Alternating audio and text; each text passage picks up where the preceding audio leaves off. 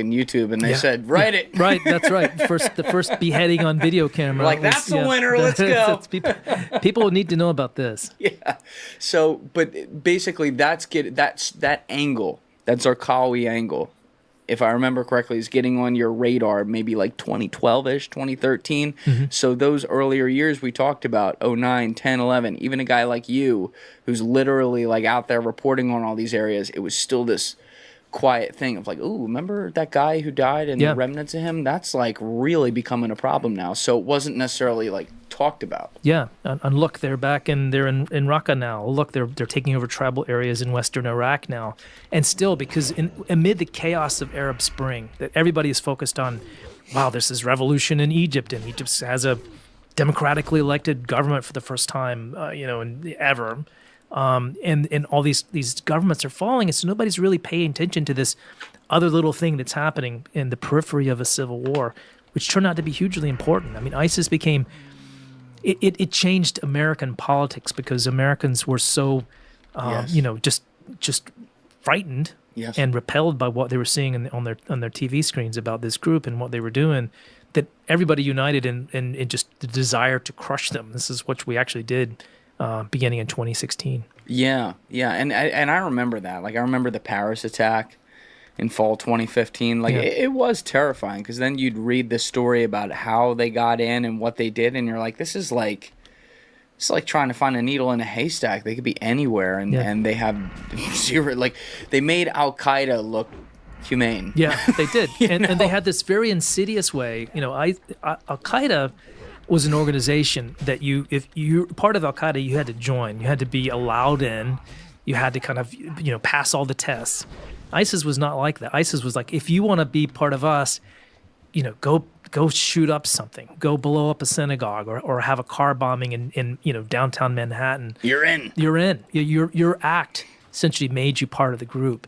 And also they took advantage of social media in a way that no one ever had before, and able to reach out and radicalize disaffected people around the world. And as it turns out, there are a lot of disaffected people around the world who have given the chance and the means and a cause, are very willing to risk their lives or even take their lives in a terrorist attack. And that we certainly found in the late 2010s. And it does center around religion in this case, which so many problems in world history, that's literally what they are. But you have one of the world's largest religions, people of the diaspora all over the world maybe feeling a certain type of way regardless of where they are, and something inherent in humanity and in the cult that can create. In this case, like, this is an example of a cult within a religion, calls them home to have to do, or around the world, but you get my point, to have to do horrible things in the name of something that's supposed to be about peace. Yeah, and there's always things that are layered on top of that, because it's not just a religion, and there are many wonderful Muslim people that I know, and very enlightened and just good people.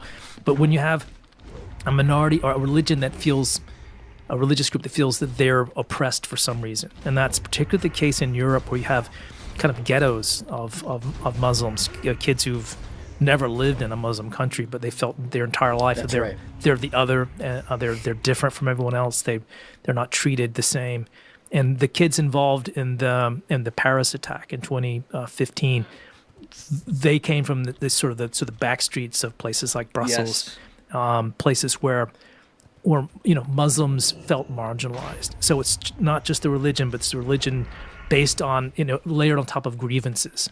And they may be very particular. They may have to do with where they grew up or their economic circumstances, or it might just be personal problems. And we've seen that here in this country again and again. The guys that pick up a gun and shoot up a school, there's often just personal problems, and they just find, they just are empowered for some reason to act out. And if they can blame their behavior on a greater cause or on religion or something else, then they're not just some wacko that killed himself. They're doing it for a reason. In their mind. You raise a great point, and that's something where we have to look inward on this, and where the West, and I'm including the United States, Europe, and all these different countries, absolutely have to reconsider how they've done things. When you have immigration, it's supposed to be a beautiful thing, especially with first world countries. Like our country is built on that. We're looking at the skyline right here. Like I didn't even have any people here before 1900. I love that. But you have to have systems that work, because when you create systems where people are incentivized to just come in through borders and not have legal immigration because your system is broken, to be clear, people who are trying to find a better life then come through in high volume, and said countries, whether it be the United States or all these different countries in Europe, aren't equipped to deal with that. So they create a self-fulfilling prophecy where they're like, all right, well, let's stick them all right here. Sure, nothing bad will happen there.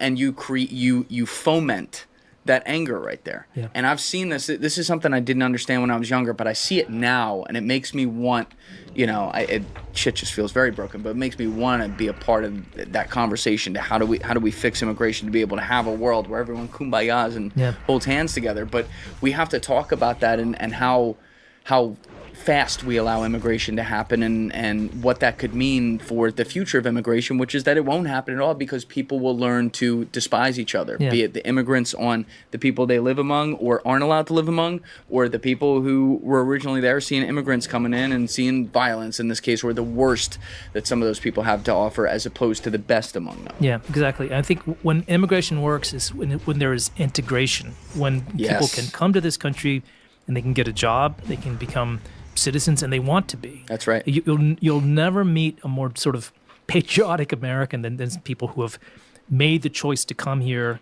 and have gone through gone by the rules, and were able to get the visa and eventually citizenship.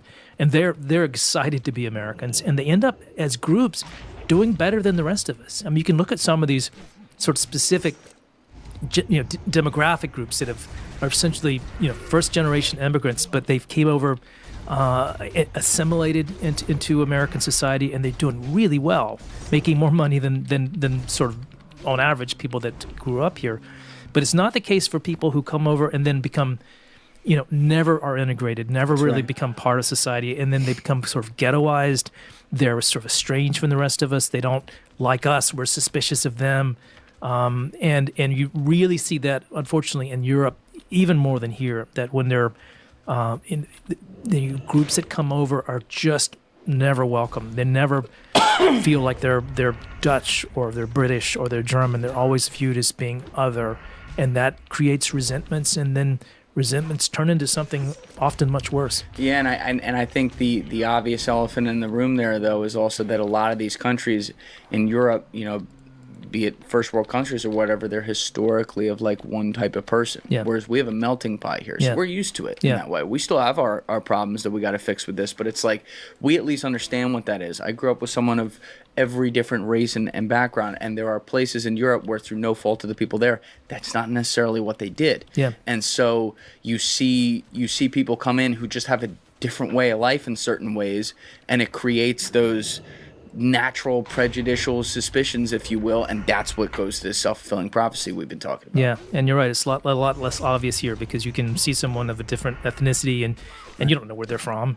And in France, you see somebody who's wearing a certain outfit or has a different complexion, then they're not sort of ancestrally French. That's right. And so they stand out, and that's different about European countries than where we live. Yeah. So either way, we've seen we're getting into this because we've seen the downstream effects of that, where disaffected people can then be a part of some of these movements that get bastardized and happen, and take advantage, I always say, of religion rather than actually be a part of what the religion's supposed to be. But in Syria, the guy who's been at the middle of this story is quite obviously the longtime leader now, Bashar al-Assad, who has always been such an enigma to me, because here you have a guy who was educated I think in the UK.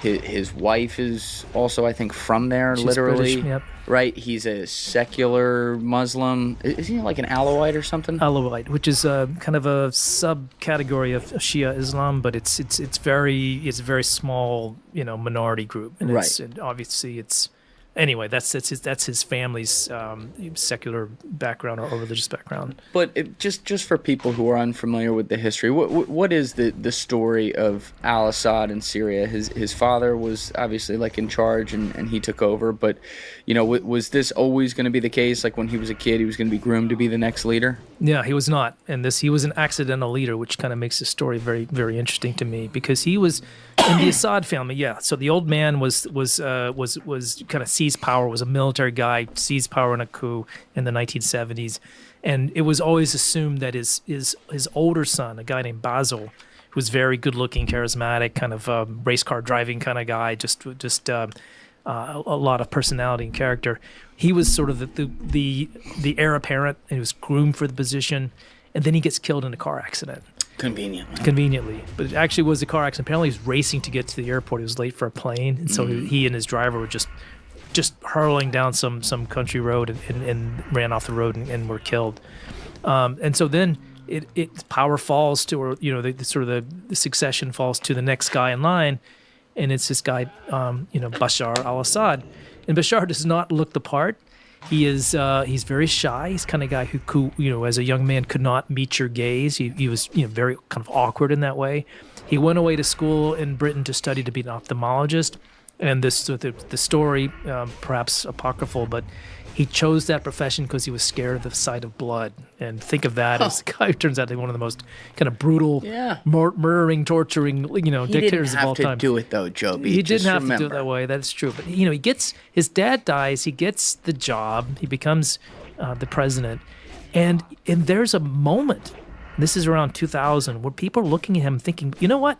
He's someone who could really change the country because he is Western educated and he does appreciate the benefits of more enlightened and more open societies. And there was this moment that actually was called Damascus Spring. It takes place in 2000, way before Arab Spring, when he starts to allow dissent, where he allows opposition groups to form salons and discuss political ideas, and that happens for a few months, and then his advisors, kind of the hardcore apparatchiks around him, say, this is stupid. We shouldn't let this happen. And so they go in with their billy clubs and just beat the crap out of everybody. And that was the end of Damascus Spring. And so Bashar decides pretty early on that his success and his future relies on being just in lockstep with the brutes that run the government, the security services, the guys who do the torturing. Those are the ones that guarantee his success and the longevity of his regime. And so he hitched his wagon to them. And when people started protesting for democracy in 2011, he fell back on that old playbook of just brutalizing anyone who stood up, no matter where they're from or what their background was, throw them in prison, beat them, torture them, kill them. And he just really believed that he could kill his way out of this democratic uprising in 2011. There's something to be said for that old video from, maybe it was like, I'm going to get the meaning wrong, maybe it was like the Arab League of Nations or something like that, in the late 2000s, possibly 2010, something like that, where Gaddafi, who was a pretty crazy guy, obviously, but was still the leader of Libya at the time, is up there, like, pounding the table saying, they're coming for me and they're going to come for all you next. And it'll cut. I've seen the video. It cuts to his side. He starts laughing. Yeah. Not me. It took a while. Yeah. But like, it goes to show you, obviously, whatever that, young westernized, like, oh, he'll be friendly boy had been when he took over in, what was it, 2000? Yeah. 2000, okay. Yeah. By 2010, 2011, he's now exactly what you say, which is that'll be the day. Yeah. I'll just beat their fucking heads in. Yeah. And he was looking around the region. Arab Spring is happening. He sees the president of Tunisia is overthrown. The Egyptian leader Mubarak is overthrown. Gaddafi's up against the wall. Every country where these uprisings are happening, there's regime change. And he was just determined that it wasn't going to happen to him. And Syria was one of the last places to get like major street protests. And as soon as they happened, his goons were out there to make sure that those protests weren't sustained. What it did, though, was drive people underground, and then they got weapons and started to fight back, and that's how the Civil War started. Yeah, and that's like 2011, 2012. 2011, by middle of 2011, June, July, you're getting you're getting members of the military breaking off and fighting, against the regime, and that's when things really got crazy. Prior to the Civil War, did he pretty much have control over everything in the country outside of perhaps the area the Kurds had in the south? Yeah, he was iron-fisted ruler of the entire place, and this is hard to think of now because Syria is such a, even 2 weeks ago when Bashar was still in power, he didn't have the whole country. There were big chunks of the country he didn't control. Back then, he controlled all of it, or at least had his way everywhere in the country. Yeah, so meaning effectively, like the borders we see, as I said earlier, have not existed since 2011. No. Like it's just on our map with lines, but that's not what it is at all. It might as well be several different countries. And that's these borders have always been fluid to some extent, and we've talked about this before. But if you think about sort of the roots of some of the problems that we see today, so much of it goes back to the end of World War One, when most of this area had been part of the Ottoman Empire. That's right. The British and the French, the colonial powers that won World War One, literally took a map, took a marker, and said, well, we're going to create this place here. This is Lebanon. This is going to be part of the French zone of influence. This place, which never existed before, which is called Jordan, no existence in history. That's going to be part of the sort of British controlled territory. And it went the same with Palestinian areas, and the whole Middle East was divided up by sort of these enlightened colonial. You nailed it, guys. Yeah, you did an awesome job. And the thing is, when they did it, they were thinking about their own interest and not thinking about what logically made sense. Where are the tribal boundaries, or what geographic areas really make sense to kind of carve out as a separate country? So the map made no sense, and you saw the seeds being planted for decades of conflicts because people were kind of mushed into countries that just were artificial and never existed in history. Yeah. And then also in the middle of all this, Syria's always been this ally with Russia, which goes back to the Cold War days. We talked about that before. But what was when they first allied with Russia, it was USSR, and then USSR falls. Was there a point there where they had to rebuild a relationship with Russia that's not USSR, or did that pretty much just get inherited as it was? Yeah, it kind of got grandfathered in, and sometimes it's as simple as... Guys, if you're still watching this video and you haven't yet hit that subscribe button, please take 2 seconds and go hit it right now.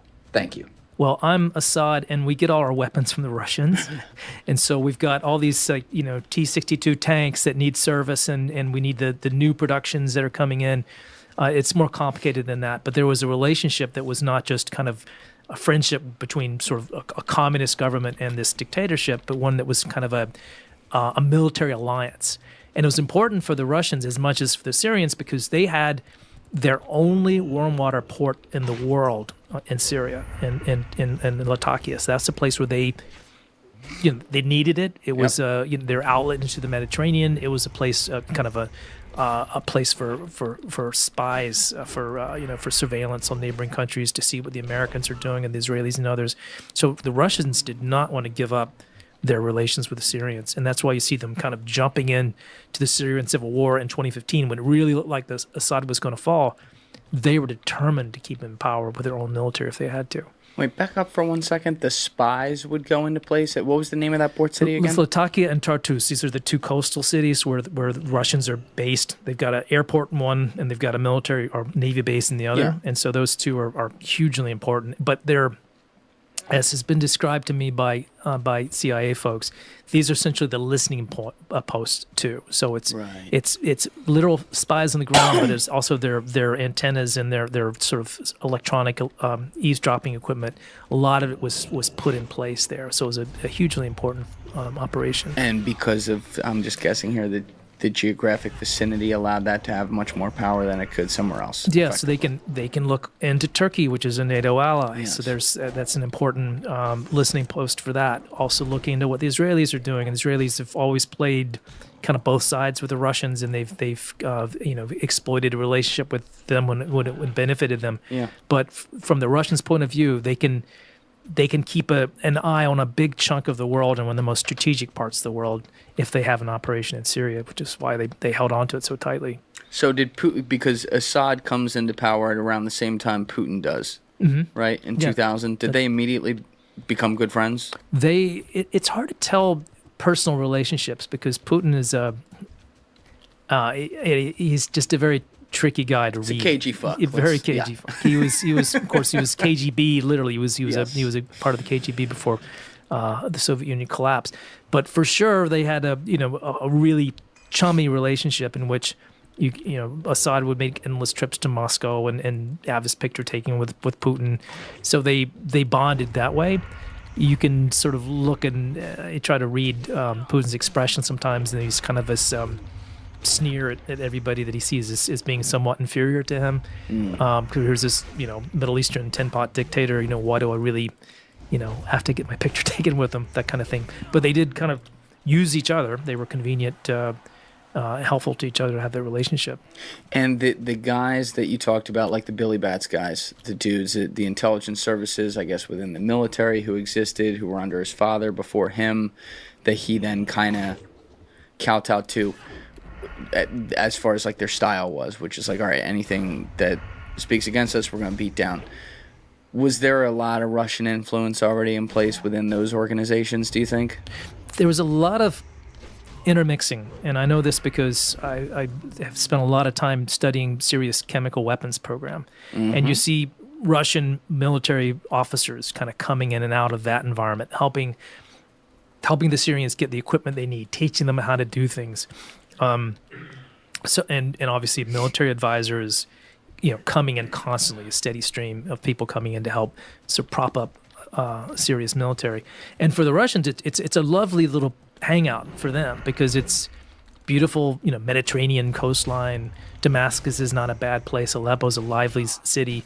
So if you're a retiring, KGB officer or Soviet general, it's not a bad place to have a villa. Spot. It is good spot. And there were lots of villas that sort of Russians, bought and held for all those years and still do. So in those 2000s, prior to the Civil War, he's still keeping that relationship going with Russia. Obviously, his style changes. What is the Syrian economy in peacetime like then? Like, what are they? How are they a at least slightly well-functioning sovereign nation at that point? Yeah, and they had surprisingly well-developed industries like medical industry. They had one of the biggest producers of pharmaceuticals in the region up until 2011 was Syria. It was a popular tourist destination. It's a little hard for Americans to go there, but people from the rest of the world go to Damascus and go to Aleppo, one of the oldest cities in the world, and just enjoy touring. You've got these amazing Roman ruins in the desert, a place like Palmyra, which has just unbelievable temples and things that are left over from the Roman times.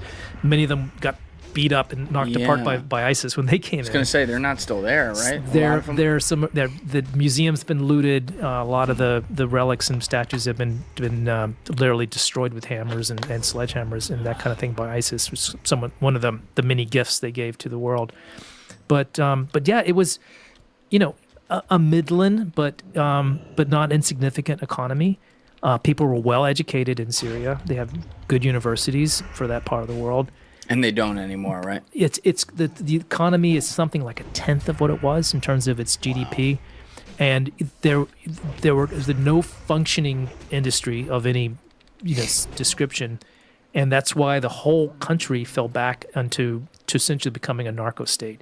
So it went from being a moderately affluent Middle Eastern country to a country that essentially makes its living from making illegal drugs and selling them around the world. Yeah, you were talking about that last time. Captagon was the main one. The main one. So right. just can you refresh people on what that is? And by the way, like what you witnessed with that too? Oh, it's insane. So Captagon is it's kind of like a speed. It's very popular in the Middle East. It's sort of the club drug in Gulf countries where they're not it's harder to get alcohol, but the kids love their Captagon.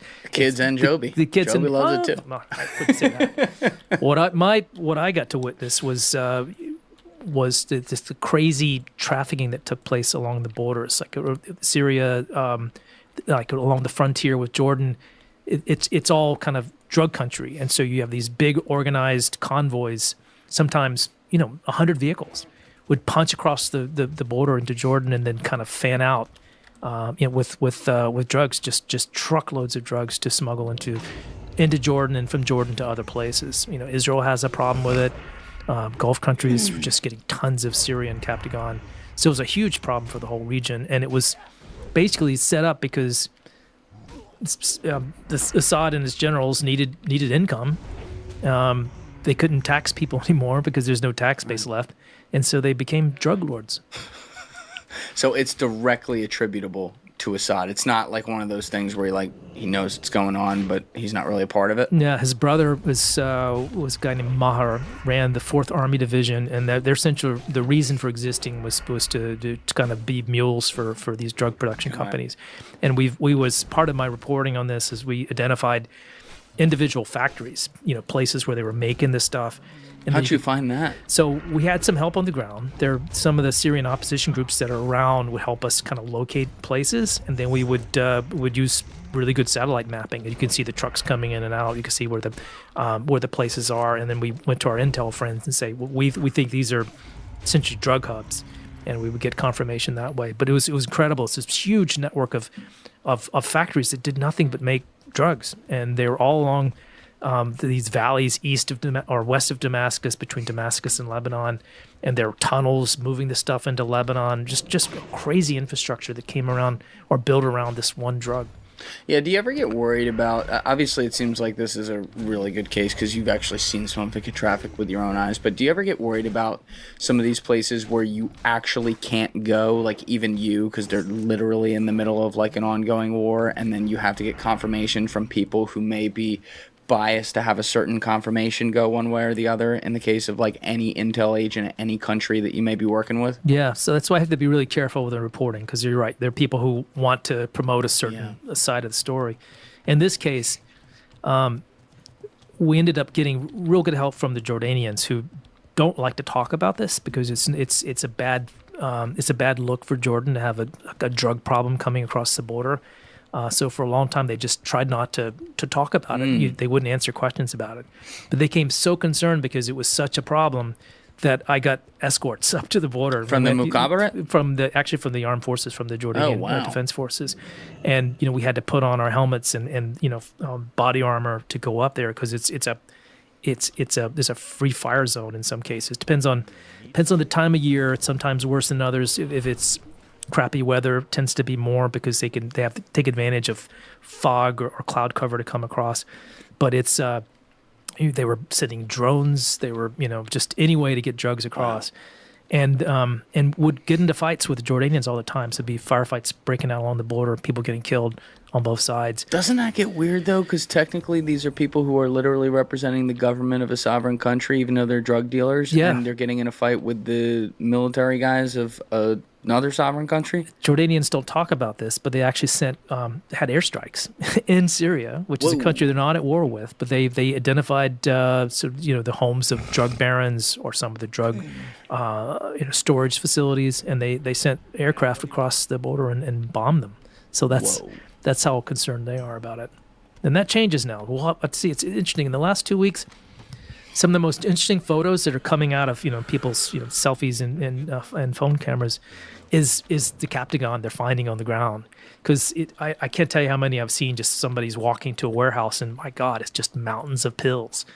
Or along the border with Lebanon, tunnels where trucks are moving stuff across. Tunnels dug through the mountains into El Chapo style. Yeah, so it's huge business. It's something. Boy, different estimates, and it's really hard to get a real good figure for how much money they were making. But reliably, the regime was making a couple $2 billion a year just from their proceeds off of Captagon, and the actual generation of revenue was much greater than that. If there were like airstrikes happening, though, like things got that serious, again, we obviously didn't hear much about that here, but that's a big deal to me between two countries. How did a war not break out from that? Yeah, just because the Assad government is so kind of besieged, and so basically just trying to defend whatever is left of it. They're not looking to get into a war with Jordan or anyone else. They just essentially, if they've put up the fences, they're doing their drug thing. They don't care what anybody else in the world says. Don't mind so much if a drug lord gets whacked by the Jordanians because it doesn't affect Bashar in his palace in Damascus. And so they just ignored it. I mean, they put out a press release, or even better than that, they had a couple of staged. Just because they wanted to show the world they were taking it seriously, they had a couple of staged drug raids where you could tell it staged because they had the cameras there, they had the guys coming the trucks going to this. Oh, look, we found drugs at this place, and it'd be a couple of bags, and they have a couple of photos, and see, dude, serious taking this drug problem seriously, and then the next day it's just they're back to business as normal. So I need someone to cue the Eric Adams video of all the places to hide. You ever seen that? I don't think so. Oh my God, this one, Alessia, can you pull that up on Twitter? Go type in Eric Adams hide drugs on Twitter. That Eric Adams back in like 2011 was going through like a dummy bedroom. He's like picking stuff up and he's like, go down a less. I'll know where it is. Go down. Oh no, type in Eric Adams perfect place instead of hide drugs. Yeah. It's great place. when they're so obviously staged. Oh, it's so funny. He's like, and over here you have a knapsack, which is a perfect place to hide crack. Well, he must have been friends with Marion Barry, this our DC mayor from years ago. How is this not coming up? Go to media. That's crazy. Or Eric Adams funny video. I have to get this for people. I can't blue balls people with this. It's hysterical. Oh yeah, first one, 59 seconds, right there. It's actually got really good at hiding stuff, and some of the creative ways they would smuggle out the drugs. One of my favorites was just if you've seen huge rolls of newsprint, like newsprint for newspapers, it comes in these massive rolls of paper, and somebody had to figure out a way to hollow it out and just pour the drugs, the pills into that. Excellent. And this was actually captured in, I think, a port of Salerno in Italy. In the beginning, people thought, oh, this must be the sort of mafia, but no, it was Assad and his gang that. They were teaching the mob how to do it. Something like some crazy figure, like I don't know, it was in the tens of millions of dollars worth of. So they were good. They were talented drug dealers. They were very good at hiding stuff, and had quite an industry just for concealment. Did he start this like right away after the Civil War broke out, or was this something that came up in like 2014, 2015 when shit was really like going south economically? So it became a convenient economic model for them. So it wasn't Assad's idea, but the Captagon had been around for years before that. But it was a very niche drug. There wasn't sort of much of an industry for it.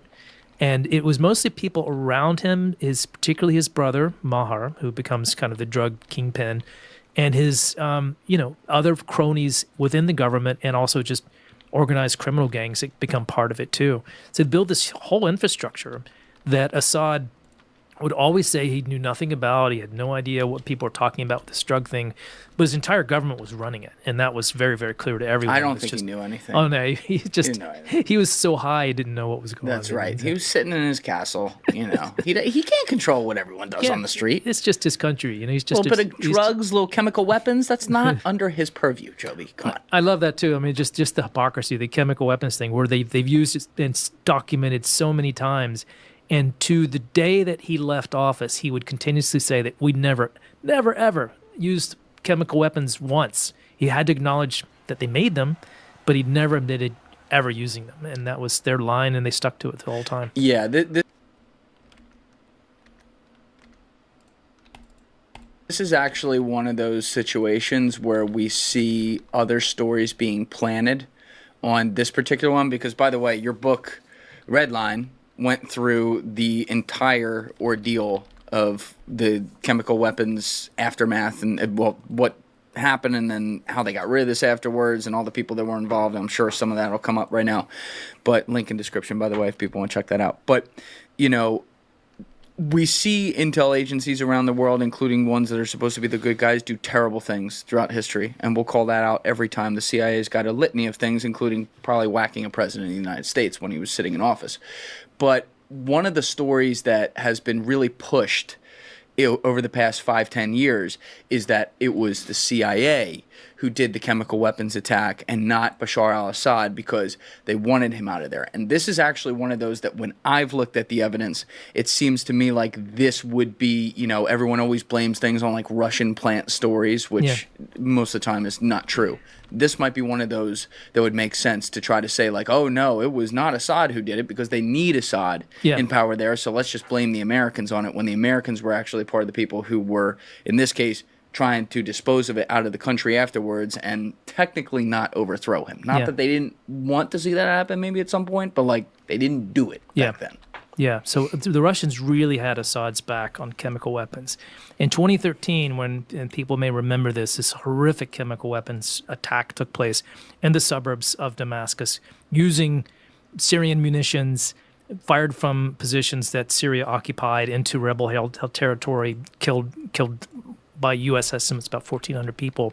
Sarin gas. Sarin gas. So this is like the worst nerve agent. It's so deadly that a couple of drops will kill you. And because of the sort of the lay of the land where the attack took place, all that gas, which is heavier than air, settles into bunkers and basements where women and children, families are seeking shelter against an artillery barrage, and just caused massive death and destruction. So that was so egregious and created such an outcry that Russia said to its buddy Assad, well, look, we got to do something about this. So acknowledge that you made chemical weapons, and we're going to have you, publicly give them up and have them all destroyed, and the whole world will watch this, and we'll redeem you because you get rid of the drugs. He didn't get rid of all of them. He continued to use chemical weapons even after that disarmament. And after 2013, Russia just continuously defended, covered up, went to the United Nations to stop investigations, to stop censure, and would repeat through its official mouthpieces, but also online with bots and Twitter campaigns, pushing back against every suggestion that Assad could have had any complicity in this use of a weapon of mass destruction. And none of that, there's multiple investigations by independent investigators that have looked at the evidence and have shown incontrovertibly that this was an Assad war crime. And the Russians have helped try to cover it up and to make sure he wasn't accountable for it, and that's just been a tragedy. Well, let's run through that here because you did an investigation on it, and obviously there's people who always have questions on things like this, and I fully understand that. So, what was the incontrovertible evidence that showed that this was directly at least tied to him? Yeah. So, and the ones where the best kind of forensic cases have been made are the ones that come a little bit later, because that's when OPCW, which is essentially the Chemical Weapons Watchdog, it's an international organization that investigates chemical weapons, they were in the country and they would go to these places just to kind of gather evidence right after the fact, and they would find, here's the airplane, here's the Syrian jet that dropped the munition. Here are the call letters for the jet. Here's the air traffic transmissions that we collected. Here's the ordnance that was dropped as part of Syria's known arsenal, and dropped by an airplane. And nobody else has planes flying in Syria except for the government. The rebels don't have an air force. The Americans aren't flying. These Russian and Syrian made helicopters. So just all the kind of the claims that this was some kind of plant or false flag operation just become ludicrous. And the other thing, and this is true for the 2013 attack too, when groups have been able to collect the actual samples of the chemicals that were used and do forensic analysis, that kind of analysis is very good these days. You can tell the DNA. It doesn't have DNA, it's not a living thing, but you can tell where the chemical was made, what kind of constituents. You can tell what isotopes, the isotopes of the water that was used in the mix and where that water came from. It's very, very specific. Who were the people collecting this? So who were those groups? In this case, it was OPCW. And after the 2013 attack, they went to the scenes, to the places where the attack took place. They OPCW? Yeah, this is the Chemical Watchdog Group, the Organization for the Prohibition of Chemical Weapons. And they went to these villages around Damascus, obtained the shells still in the ground with some of the liquid in it, and they have also their equipment and their masks and things, and they collected samples of it, brought it back to the lab for analysis, and then later on could identify or match those samples with Syria's known stockpile, the stuff that they gave up, and show this an exact chemical match for the things that Syria admitted making. So the only way they could plausibly be someone else would be that somebody came in, stole some of their material, and stole their munitions, and attacked from their army positions. And to this day, Syria has never acknowledged any chemical weapons getting out of its hands. It's never acknowledged anyone stole anything or but that would make them look weak if they did. No? It's true, that would make it weak if it did. But now you're getting to a point where it's so all the evidence is pointing one way. Yes. There's no evidence pointing in the opposite direction. No one has ever been able to indicate that Syrian rebels had this stuff or used it anywhere else or had the capability to make it. It's really hard to make good sarin, the kind of stuff they used. Well, I think this could be one of those situations. I just try to look at these logically when I can because, this is what we do. We have the conversation. People at home are going to decide what they want. But the people, I think, with more of, in these types of situations, the negative side on it, like, oh, no, in this case, like, oh, it was CIA that did it. They're looking at something that maybe could be a 1% chance, and they're extrapolating it out to 100 because they feel like the other side says, no, it's a 100% chance that didn't happen. Yeah, you see what I'm saying? All the time. And so when I look at this, I agree. I think it sounds extremely implausible. But is it possible that you could have had some sort of long-term operation in place where you had insiders go rogue who were perhaps paid off or on the take undercover for CIA? And I ask that because we are talking about the same country here that the highest level known spy who ever got caught, Ellie Cohen, was able to, obviously it was decades before, but in the early 1960s, infiltrate and he was about to become the number 3 guy in the whole country, and he was an Israeli spy. So is it possible that in this case, I think people talk more about like the Americans with this one, is it possible that something like that could have happened that would have therefore pointed the finger in that direction? Well, you got to think too, did the Americans want to get involved in this? And they didn't. I mean, the CIA was operating in Syria in the early days just to try to figure out which rebel groups are good guys, who can we give arms to. We did not want to have boots on the ground. We did not want to get involved militarily. When there was this moment after that chemical weapons attack in 2013 when Obama wanted to have a military strike. He went to Congress to say, let's, we're gonna have this military strike to punish Assad for using chemical weapons. Congress, will you come with me and support me on this? It's like 420 to 90. Congress said no. So the last thing the Americans public wanted was another war in the Middle East. Yeah. It's the last thing that the Obama administration wanted.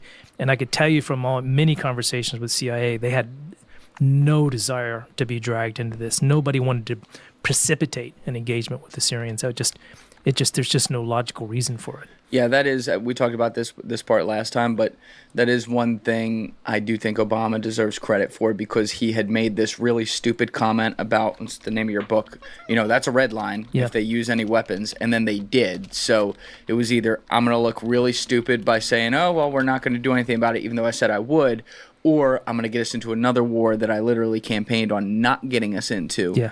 And to his credit, there was, and you reported this in your book, there were ways that he could have done certain attacks that would have certainly led to war without going to Congress. But he, I guess, removed his pride for a minute and said, I'll send it to Congress. And apparently he thought Congress would support him.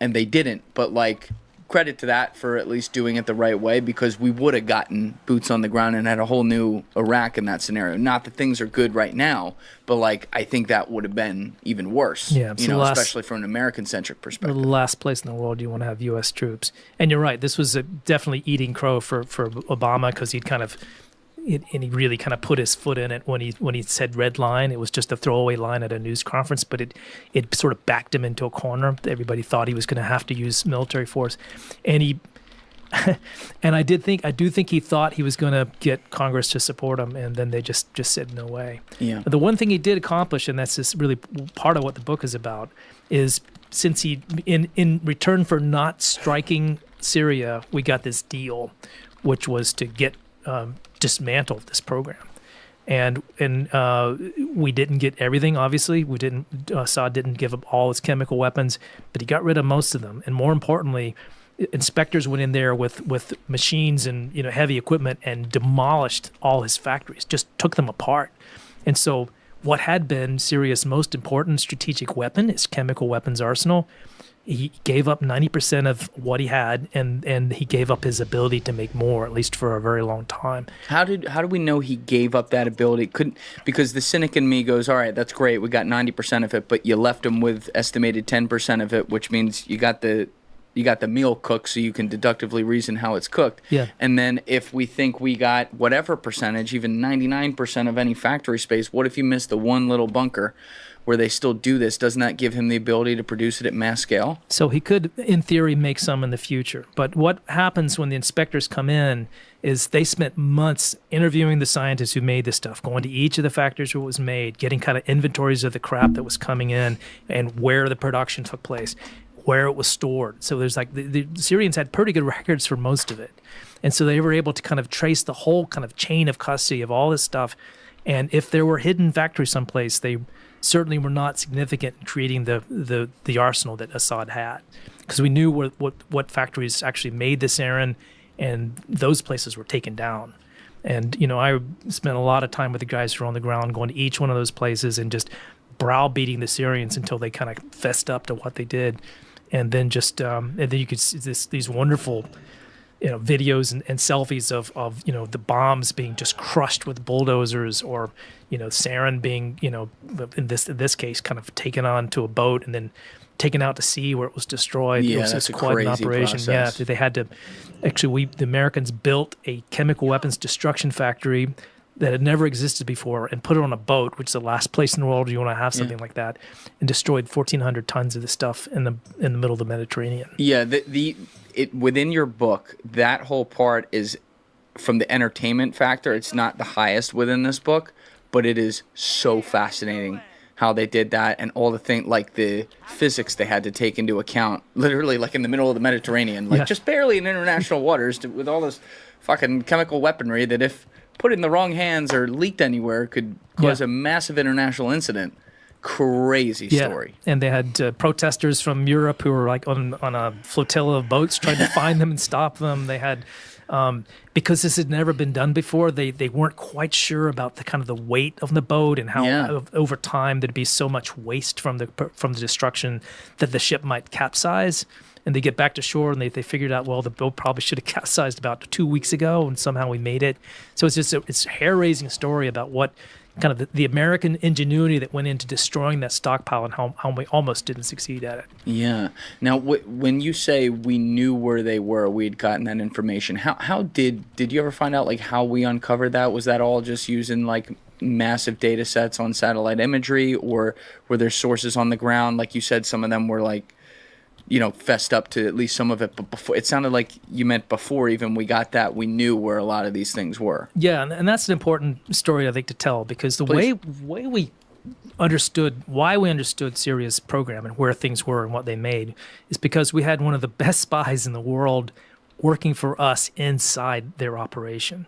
And so in the start of the book, there's a story about this Syrian chemist who was actually trained in the United States. He'd gone to the United States on a scholarship as a kid, so he really liked Americans, and lo and behold, when he grew up and became a scientist, he went to work making sarin for Assad. That was his job. That's what we trained him for. That's what we trained him for. He had a really good chemistry degree, so he went to work in Syria and started making this stuff for a living. And at some point in the 80s, he decided that he needed to tell the Americans what he was doing. And there's complicated reasons. He ended up getting a lot of money for us, for one thing, so he got financially rewarded quite a lot. But over 14 years, this is a long time to run a spy, he would pass information to the Americans about what the Syrians were making and how much and where they were making it, and even gave them samples. And one of the reasons we had such a really good idea of what Syria's sarin looked like, because he gave us some. He actually handed it over to a CIA officer at his house one day in the middle of Damascus, said, here's a little present for you. It's Christmas time, a little bit of sarin for you to take home. And there was this whole operation where they had to smuggle it out of the country, send it back to the U.S. for testing. But the Americans knew everything about Syria's program before the war started by a long shot. And the spy, the poor guy who helped us, ends up betraying himself. He trips up during an interrogation. He's getting asked about some corruption that he was involved in, and he thinks that his bosses are coming after him because they found out he'd been spying. So he confessed to the whole thing, and he was taken out back and shot basically, and so that was the end of our spy. But for 14 years, it was one of the most sensitive operations in the intelligence community. It was so secret that not even the White House was getting regularly briefed on it, and it was because they just didn't want anybody else to find out about this super secret spy they had. You know, I get that. I understand the world is a very gray place and that spycraft is incredibly secretive. The slippery slopes, though, of literally the President of the United States not getting read in on something that highly sensitive, though, is pretty wild. Yeah. Do you ever think about that? I do. And sometimes it's just that, well, the President's got a lot of things on his plate. This is not at a point where we feel it's relevant for him to have to know this, but you do wonder what else the president is it told about, because was it 20,000 people work for the CIA? They're all doing interesting things, and that a lot of those operations aren't briefed until it comes to a point where they have to brief them. So that's just the way it works. Yeah, this is the stuff that keeps me up at night, though, because I think about it, because it's like, I get it. You got to live in a secretive world, but we see what happens when that goes wrong. Yeah. Because then you have effectively unelected people making the hardest decisions on behalf of the American people that in some cases are objectively very, very bad. And they may think, well, there's a reason behind a reason behind a reason that, we know here. Yeah. And that's always usually the case. It's not, one thing you get to understand about intelligence when you really get to know people is they're very ordinary. I mean, they have I live in suburban Washington. All around me are people that work in intelligence jobs. I mean, people in my swimming pool. I have the community pool. Some of them are they work for the intelligence community, and so they're essentially guys trying to do a job, and their interest for the most part is trying to figure out ways to protect us from things that we don't even know about and think about.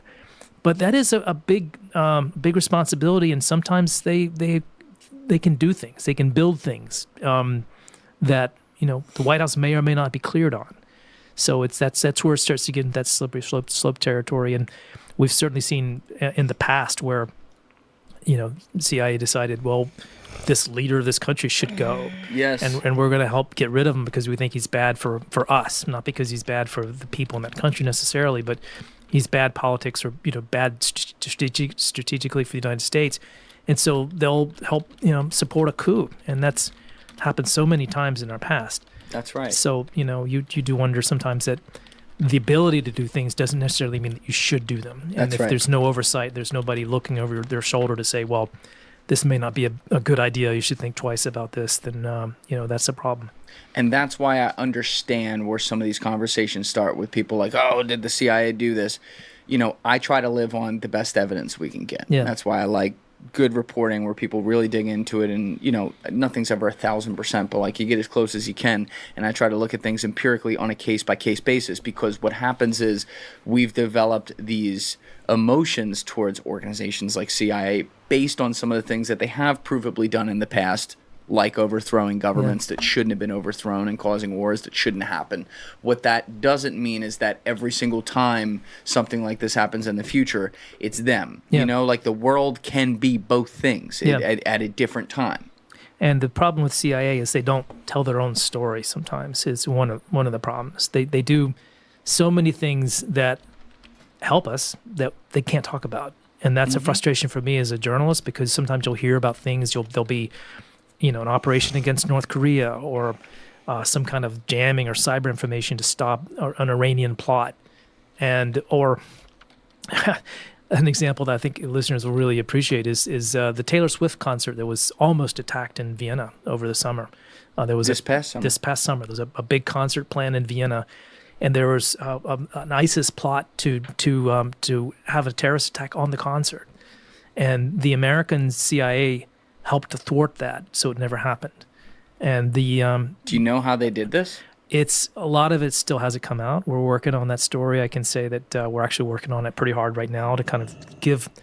We have to be careful, because obviously there are sort of operational details that we'll probably never know, and it wouldn't be necessarily in our interest to know exactly how, what source provided the tip, because if we report that there was an informant in a certain town and describe him, then that person could be targeted and killed. So that's something we wouldn't want to happen. Sure. But the fact that something of that magnitude was planned, and think about the casualties that could have been, that could have resulted from an attack, and how that was thwarted. That was just pretty extraordinary. And again, the CIA there's been only one public mention, and just a throwaway line by a CIA official at a speech, who kind of said, well, that concert, that thwarting of that plot, that was us.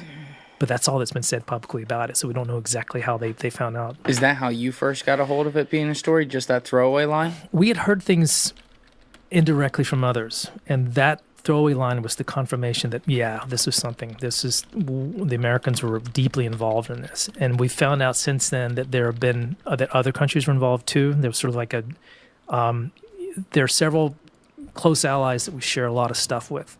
And this is one of those that kind of got bounced around into several different countries, and people were looking at the evidence to see what we might do or how, how serious it was. And it turned out to be a fairly significant plot with like 4 or 5 different actors. And ISIS, you said it's ISIS. ISIS inspired. ISIS was communicating with people. We think ISIS was involved in the choice of target because huge, high-profile American entertainer at a massive concert that was planned for Europe, and it would have been, if you can imagine, if it had been successful, how we'd still be talking about that now. Are we talking about bombs? Talking about, there were bombs and there were other things, and it's and again, this is part of the reconstruction work that we've been working on, and I won't say more than that because it's a competitive story, but we think there's a lot to it, and the individuals who were involved, at least one of them was radicalized because of Gaza. He was watching stuff going on in the Middle East and thinking that he wanted to act out in some way. And so guys like that are very susceptible to messages from people like ISIS that say, look, you have to take action. You have to take a stand against this stuff. When you say something like we had heard about this indirectly, obviously without revealing direct sources or things like that would get you in trouble, can you just explain what that means when you say that? Sometimes it's like it can start out as a secondhand conversation that somebody will say, look, this guy is my friend. I'm friends with somebody who's working on this case, and I can't tell you much about it.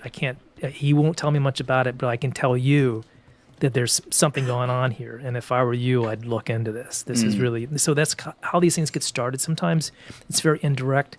CIA doesn't put out press releases saying that, we did this, that, and the other. They never put out press releases about much of anything. They're very, very self-contained in terms of CIA secretive? Come on. I used to cover them, which was like the hardest beat in the world because, if you cover Pentagon or State Department, there are like whole teams of press people, and all they do is like put out press releases or provide information. You call them with a question, they send somebody to research it, they get back to you with an answer if they can.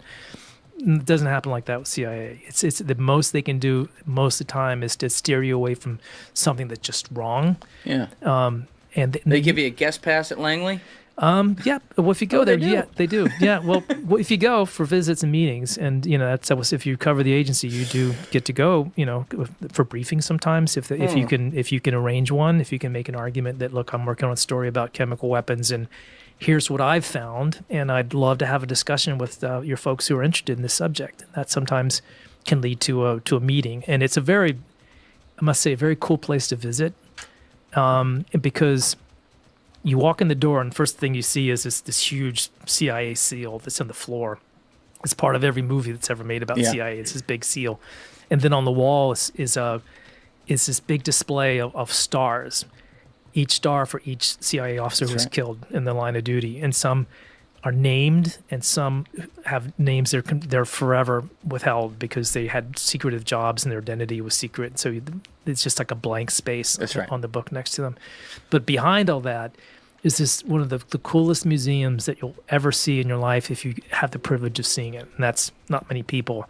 But CIA basically has its collection of stuff from 50 years of operations around the world, and it's everything from somebody's communication device hidden in a pen or in a shoe or something during Cold War times, to literally Osama bin Laden's gun that was hanging on the wall of his house in Abbottabad when the SEALs broke in, and there it is right there where you can see it. And so all the swag and all the cool stuff that they've gotten from operations around the world is in this little spy museum. And that's the stuff they can show you. That's the stuff they Think can about show the you. stuff right. they can't. There's things that are hinted about on the display that you just wish you could get the whole story for. Yeah. So you were literally on, like, it was called the CIA beat. Yeah, or intelligence beat we call it. But that's sort of the CIA is the main agency we cover. There's there's like the mushrooms here again. Feed them shit, keep them in the dark. Let's go. You know, it's intimidating for somebody who's come into it cold, as I did in 2007 when I first got the job. Oh, what a year! I know. It's unbelievable because that was all the stories that the CIA didn't want to talk about at all, like black site prisons. And, I just had John Kiriakou in here for 6.5 hours. Yeah, I knew. In fact, I dealt with John when his story broke. Yeah, but that was not a time of warm relations with the CIA and the press. But yeah, it is such a fortress in terms of trying to get information and try to understand what they're doing that it takes a long time to get to the point where you feel like you have a handle on it. And it's until that point, you just feel completely lost.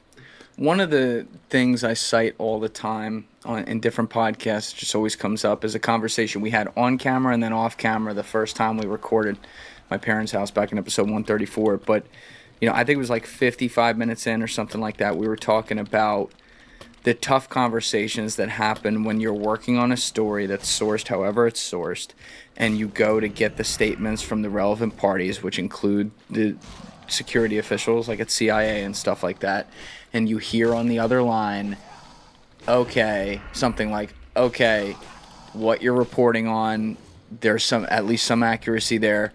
But if you report this, it's a national security problem and people are going to die. Yeah. And you have to go back into the conference room as a team and make a decision, with whatever information you have as to whether or not you're just being told that because they don't want it out or you're being told that because it's true. Yep. And I always think about how difficult this must be. And, it's very easy for people out there to throw stones from glass houses at guys like you who have to live inside these worlds and do their best reporting it.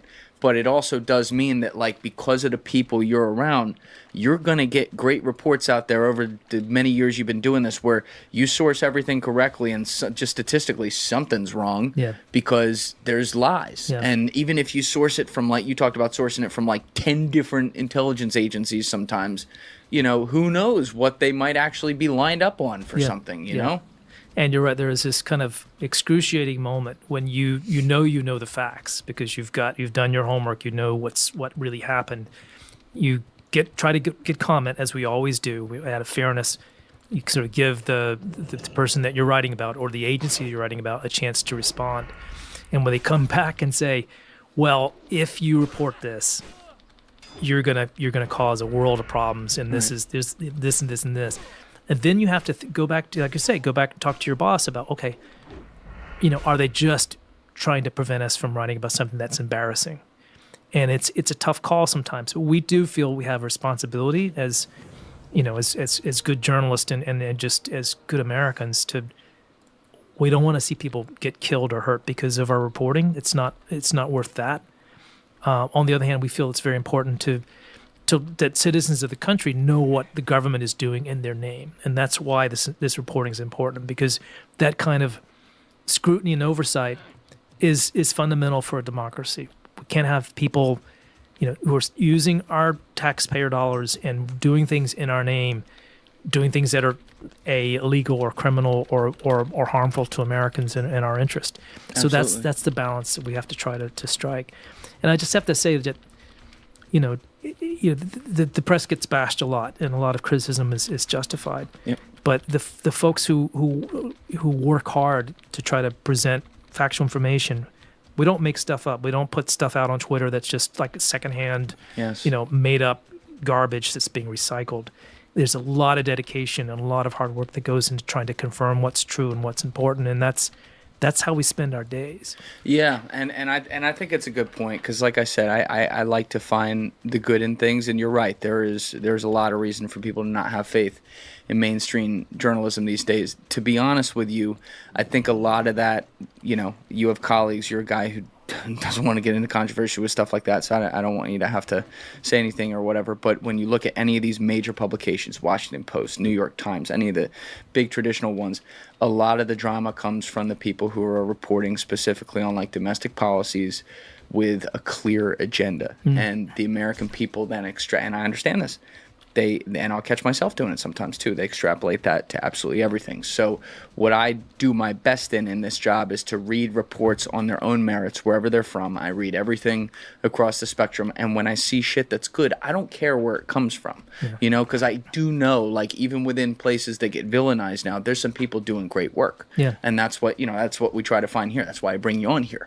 But it's a difficult place to be, because I think guys like you deal with the stuff that's way more important, because all these types of geopolitical problems, they exist before any presidents get there, and they exist after they leave. Absolutely. Right? And the organizations who are behind it on our end and on the other side of it, well, we know that's the truth there. So trying to get some level of truth or reporting, bringing light to those stories where it's relevant to do it, guys like you have a really big responsibility like that. Yeah. And it is a responsibility, and it's also in a way a kind of a privilege to be able to ask questions. And that's what sets the profession apart a little bit. And people online can speculate about things.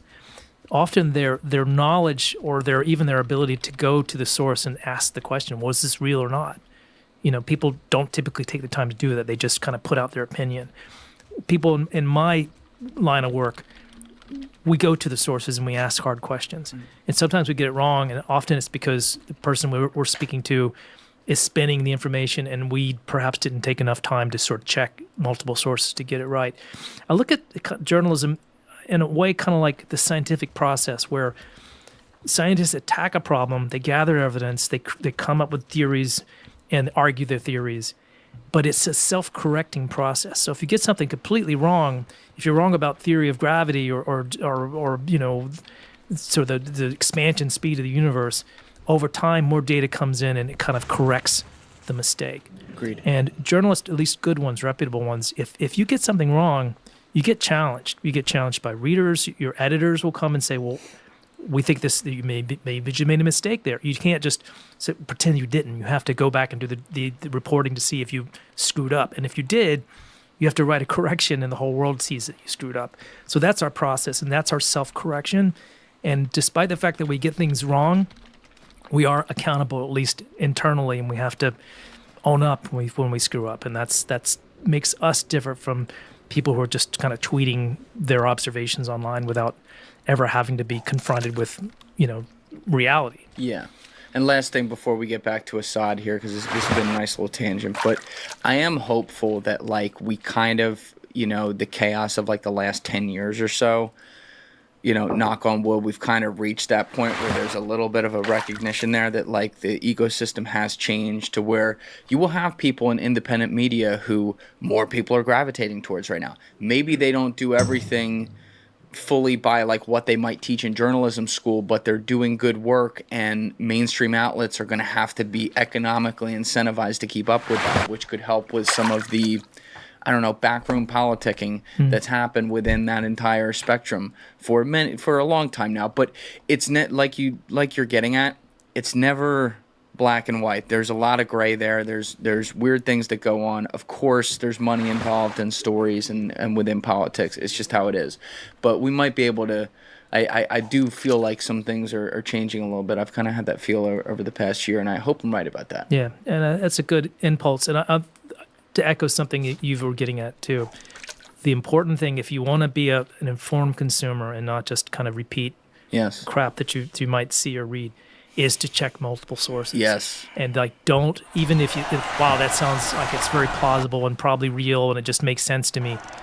You know, everything is a lot more complicated if you start to dig into it. So don't just trust one source. Look into it from different angles, try different points of view, and try to find sort of the original source material documentation that proves it one way or another. Don't just kind of rely on easy answers just because it's a answer that you feel comfortable with. Yeah, that's why we got 305 sources. That's right. In the back of red line right here. That's right. what we like to see. I'm one of these psychos, like when I get a book, I do read the bibliography. Like I go through it just to be like, ooh, a little light, 100 in this one. You know? Like I do want to see that there's real backing that goes into it rather than someone just writing brilliantly and making it sound good. It's a pain in the butt to do footnotes, but it is Yeah. so important for credibility. Absolutely, So, yeah. absolutely. But on to Assad, we have been talking about the chemical weapons and the whole story you told in Red Line and the aftermath of all that. But as you were saying, in your reporting, the CIA and the U.S. military did not want to get involved in like starting a war there, so they have this consolation prize where they go to destroy at least most of these facilities and weapons. We got into this because we were saying they didn't destroy quite all of them, but they got a lot of it to the point that it was rendered not nearly as useful for him as it had been. But this now leads to, because those attacks were like 2013, so this leads to the period where he starts getting into the drug dealing to economically prop himself and his government up with what they can. And at the same time, the civil war is in full blown. So the country that he used to control, like what, I don't know if this is putting you on the spot a little bit, but in like 2015, like what percentage of the country does Assad have legit, police on the ground that's like running his society versus what percentage he doesn't have that? Yeah, in 2015, it was a fairly small part of the country, to be honest. It was Damascus and that string of cities, homes had been fought over back and forth, but different sides. The seacoast, Latakia and Tartus, because the Russian presence, because that's where the Assad family has their ancestral home. But not much. There was probably the moment of greatest danger for Assad, because people were kind of betting he was going to fall, and people were betting on what country he was going to go to get asylum. And the only reason that he was able to survive is because Russia and Iran came to his rescue and decided that it was more important to them to have Assad stick around than it was to everybody else to try to get rid of him. And they dug in, they invested their own military hardware, and in Iran's case, fighters on the ground to make sure he stayed. And after that commitment, after the Russians really got involved, slowly and surely he just won back more and more of the country until there was nothing left except Kurdish eastern Syria and this little province, which was HTS and Turkish-backed fighters in the northwest. Which is who we were talking about at the beginning, who's like in charge now. And I've just been so fascinated by the story of how that little rump republic that was created just got busted out and took over the whole country. And they planned it for years. They made weapons with 3D printers and Wait, they were making weapons with 3D printers? They built much of their arsenal with little low. Well, it's not exactly low tech, but with means like that. There are tons of guns and rifles around like that, but a good chunk of their military capability came from things like 3D printers and then smuggled stuff. Fucking them and Luigi Mangione over here. Yeah, it's just the way to go. And the other thing they figured out was the drones, which is something that Assad never really invested money in. They didn't really need drones, but these guys got hundreds of them, and they got a lot of them from the Ukrainians. Actually, the Ukrainians ended up giving them something like 200 of these kind of first-person view drones. So we did. Well, yeah, we did indirectly, exactly. And they even had Ukrainians, the reporting I've seen, come over to Syria to help train them on how to use them. Oh my God! And so when these guys kind of bust out of Idlib, this little province where they are, and on November 27, the Syrians just didn't know what hit them. They suddenly were getting attacked by suicide drones left and right, and they've got these very capable soldiers with night vision goggles and really good weapons, and they just overran the Syrians. It just did. Government of Assad just collapsed in the front of this. Now that's interesting. Assad allied with Putin. Ukraine not allied with Putin. U.S. giving weapons to Ukraine, saying this is what they're supposed to be used for, allegedly. But Ukraine going in the middle of their whole war, which is a very real war they're fighting right now, giving it to these groups to fight the war now in Syria effectively, to create a proxy war of their own. As a way to kind 3D chess. It was a way to mess with Putin. And Putin's been humiliated in this. Yeah. The Iranians and the Russians both they've lost their most important strategic asset in the Middle East with the fall of the Assad regime. Now, why did Iran ally? Because Iran's like strict Shia Muslim, run by a cleric, and Assad's not that. No. Right? Like, was there any sectarian issue with them doing this, or are they like everyone else, which is they have beliefs up and until they have to talk about money? Yeah. Well, so the Alawites are a different sect, but it still falls within Shia. Oh, they Islam. do? It's an offshoot of Shia Islam. So they were Didn't know that. close enough, in they would consider if you tried to be an Alawite in Iran, you'd be seen as a heretic, but you're still part of the same family in a region where almost all the governments are Sunni Muslim. So the Jordanians are Sunni. There's almost no Shia there. The Lebanese are kind of mixed, but there's, so the Sunnis are dominant in the region. So this was the one country where they had kind of a kinship in terms of religion, but also just a historic relationship that just became very, very close. And Iran put boots on the ground. They had soldiers killed in Syria.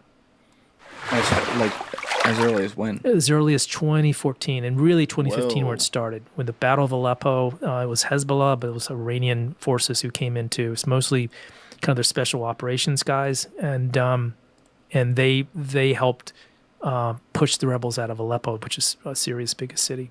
Okay, I want to come back to Iran because we're getting on some of these territories that are happening right now that I want to talk with you about before we're finished today. But to finish, I guess go through the Syria story that got us to today. So, Al-Assad, help from Russia, help from Iran, becomes drug dealer, spends the rest of the 2010s doing that into the 2020s. He's losing a lot of control of geographically of the country, but he still has military under his control and some local officials and stuff like that. My understanding is that as some of these, and correct me if I'm wrong here, as some of these rebel groups have gained more power, particularly over the last year, they've gone to areas where the local police and the local military guys will put down their weapons and be like, I'm not being paid enough for this shit. Yeah. And so effectively they were able to bite off just enough edges that eventually the foundation cracked.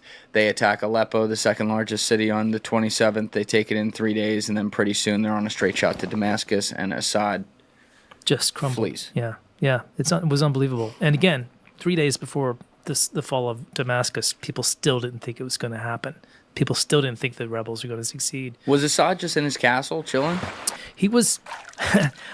It depends. We've heard so many different views about this. How dire they saw the situation. I know that by midweek of the week that Damascus fell, his people were really alarmed. They were alarmed because they could see their forces just collapsing in the face of the attacks from these rebels.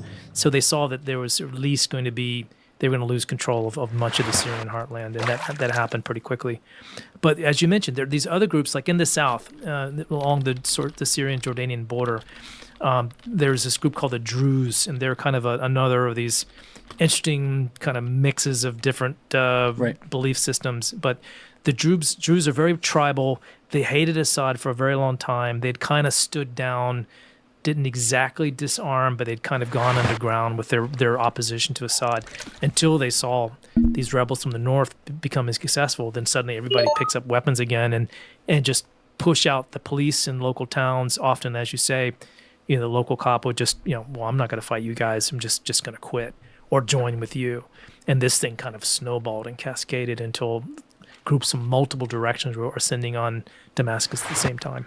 What were you thinking? First of all, how did you find out about the November 27th thing? Did you find that out before it was happening, or like right as it was happening? Who told you? It was right as it was happening, and nobody really took it that seriously at first because it felt like, every now and then, these have been fairly stable lines in the north, like between the government forces and these rebel groups, and there'd be a skirmish or somebody would lob some mortar shells, and so you'd see that kind of thing all the time. And every now and then a little bit more of a more significant flare-up. We thought it was just that. We first heard about HDS fighting against Syrian forces. It seemed at first to be in retaliation to some attacks from the Assad side. They'd sort of attacked a school or been some provocation.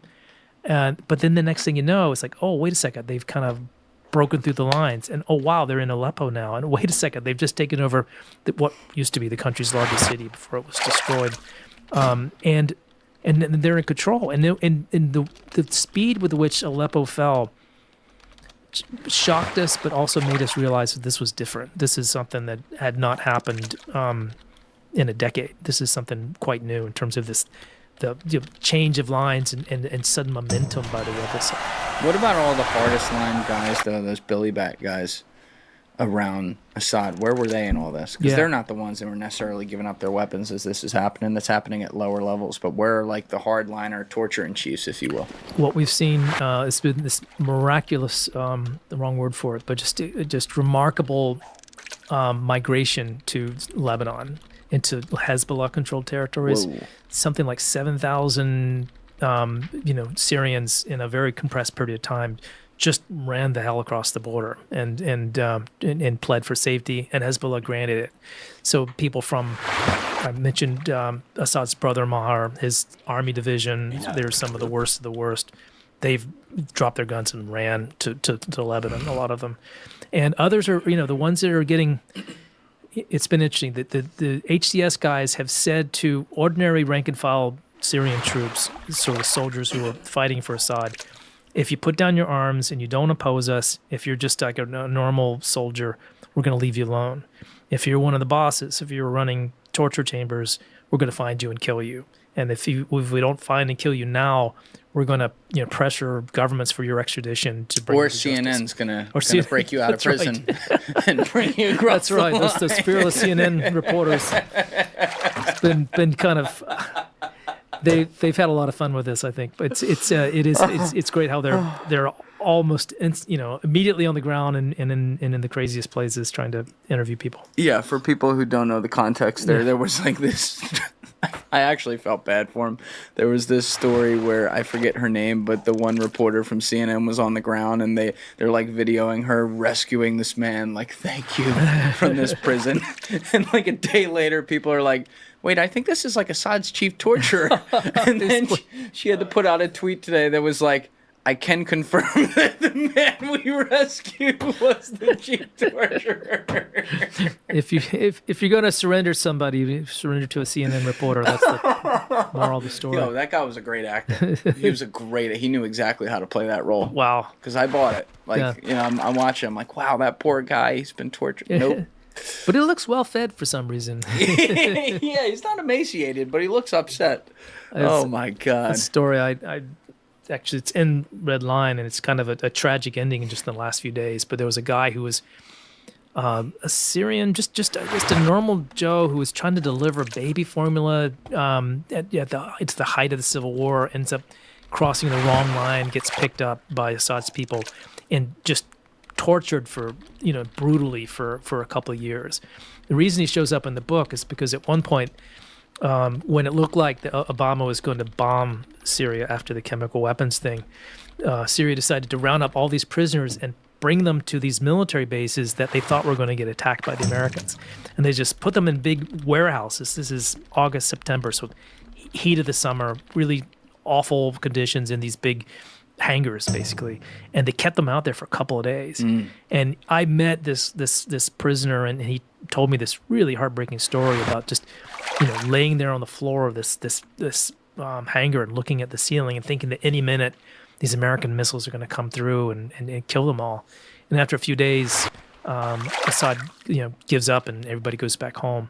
But he becomes relevant recently because he got away for a while, but then he got captured again, and he was found in a prison hospital, and he had died like 2 or 3 days before the prison was liberated. The same guy. Same guy. He'd been tortured so much that he was just his body was a wreck, and they brought him to a prison hospital for recuperation and almost made it to the end, and then he gets killed. I remember that story in your book. It was an incredible story to hear personally because the guy, sort of the evidence, physical evidence of torture were all over his body, and he'd been abused in the most horrific ways. What kinds of things were they known for doing? Oh, so lots of electric shocks, electrodes connected to genitals, rape with crude instruments, a lot of things where you're in a room full of people and you kind of have to vote which of us gets executed tomorrow. So that kind of psychological torture. And it just goes on for years like that. And just people being kind of randomly killed in prison. And he managed to survive it and got out. and in this crazy circumstance, ended up back in Syria and captured again. Horrible. I'm sure there's a lot of stories like that, unfortunately. And this seems like now we're at the point where all those stories are starting to come out because prisoners getting out of jail. They've been in jail for years in some cases. And like you think of these things that have been going on for a while where you think of these countries in a certain type of way, but we all see the pictures of even older examples. You know, oh, here's an Iranian girl in 1978 at college, right? Oh, here's an Afghani girl at college in 1956 or whatever. Oh, here's someone in Syria at a villa chilling, you know, in 2000. Mm-hmm. And then it's like in the movies when you see the light and then suddenly it time lapses and everything just goes dark. Yeah. And everything's destroyed. And that's what's happened to so many of these countries. And now Syria is this... Unfortunately, it seems to be like a vacuum again. Which, by the way, have you talked to your friend King Abdullah about this yet? Yeah, I've talked to him a bit about it. And you talked to him on Signal? well, you know, just at by the swimming pool, as mentioned. Right, right. We're talking about the Jordanian king who Joby is good friends with. But what's his take on everything? He's been helpful, and he's a good guy, I must say. He's someone who's tried to... whose head has been in the right place in a lot of this stuff. But it's my favorite king ever, for sure. It's in the short list of good kings. Yeah. It was a difficult situation for Jordan because they've got Syria is on their border. Yes. And Syria has caused no end of problems since the beginning of the civil wars. Everything from ISIS infiltration, weapons coming across the border, then the drug problem. So it's been a violent situation. It's been awful. At the same time, they kind of felt that they had to somehow work with Bashar. He was there. He was the leader of the country. They didn't have any choice but to try to have some kind of normalcy with them. So there's been this talk about restoring, normal relations, having at least communication back and forth. And so they made a real attempt, and they thought that they could try to peel Bashar away from the Iranians, make him, reform him in some way. So there was a lot of talk about that in the last couple of years, trying to bring Bashar over, make him a responsible leader and help him to reform his country, stop the drug trade. None of it worked, frankly. The drug that Bashar made promises, he was going to stop drug smuggling. None of it ever happened. So all their hopes of trying to bring Bashar over from the dark side, just everything kind of evaporated. And then, the revolution happens, and they're in this situation of not really knowing what to think. I mean, in a way, it's great, good riddance, Bashar and your Iranian allies, but now what? What comes after him? What kind of problem are we going to have in a year from now that we can't even anticipate? So it's a moment of uncertainty, I think, for him and for his people, that they're hoping for the best for Syria. They sure are, prepared for the worst, and the worst could be, I mentioned it in this book and also in some of the articles I've written, this scenario where Assad falls, but something even worse comes in, and what the Americans called it was the catastrophic success scenario, where you catastrophic success scenario. Yeah, where you have, the goal was always to get rid of Assad, so that's success, but you could have a catastrophic success that is so bad that it's actually worse than the thing that you were trying to prevent. Which has been every single thing, basically, in that region we've done. The worst thing that can happen is if you have a failed state that becomes a launch pad for terrorist attacks around the world. So that's kind of what happened in Afghanistan from the 90s to the early 2000s. That was what 9/11 was all about. That's what people are most afraid of. That's why they fear that folks like ATS, despite their good rhetoric and their sort of gestures of moderation, if they turn out to be like the Taliban or like ISIS in some way, even if it's some more moderate form of that could have bad implications for everybody. And so that's what people are afraid of right now. Now, I've talked about the king a lot on different podcasts. We mentioned yours, of course, and some of the things you've dealt with him in the past on.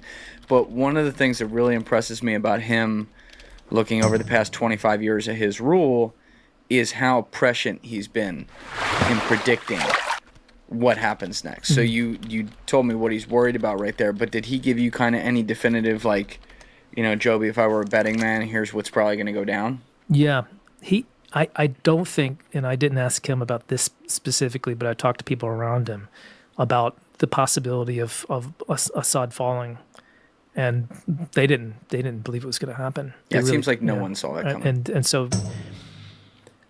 I think they had sort of resigned themselves to being in this situation where it just was going to be continual conflict on their border, and that the best they could do is to try to put up a physical wall, maybe not bricks and mortar, but they have a pretty robust system of like concertina wire. I've been up on the border, and it's just miles and miles of just barbed wire barriers and ditches and berms and military guard posts, and that was just going to be reality for them for the indefinite future, with the sort of overlaying problem of the Iranians doing whatever they wanted to in the region. The Iranians are a real threat for the Jordanians as well, a direct threat to their stability.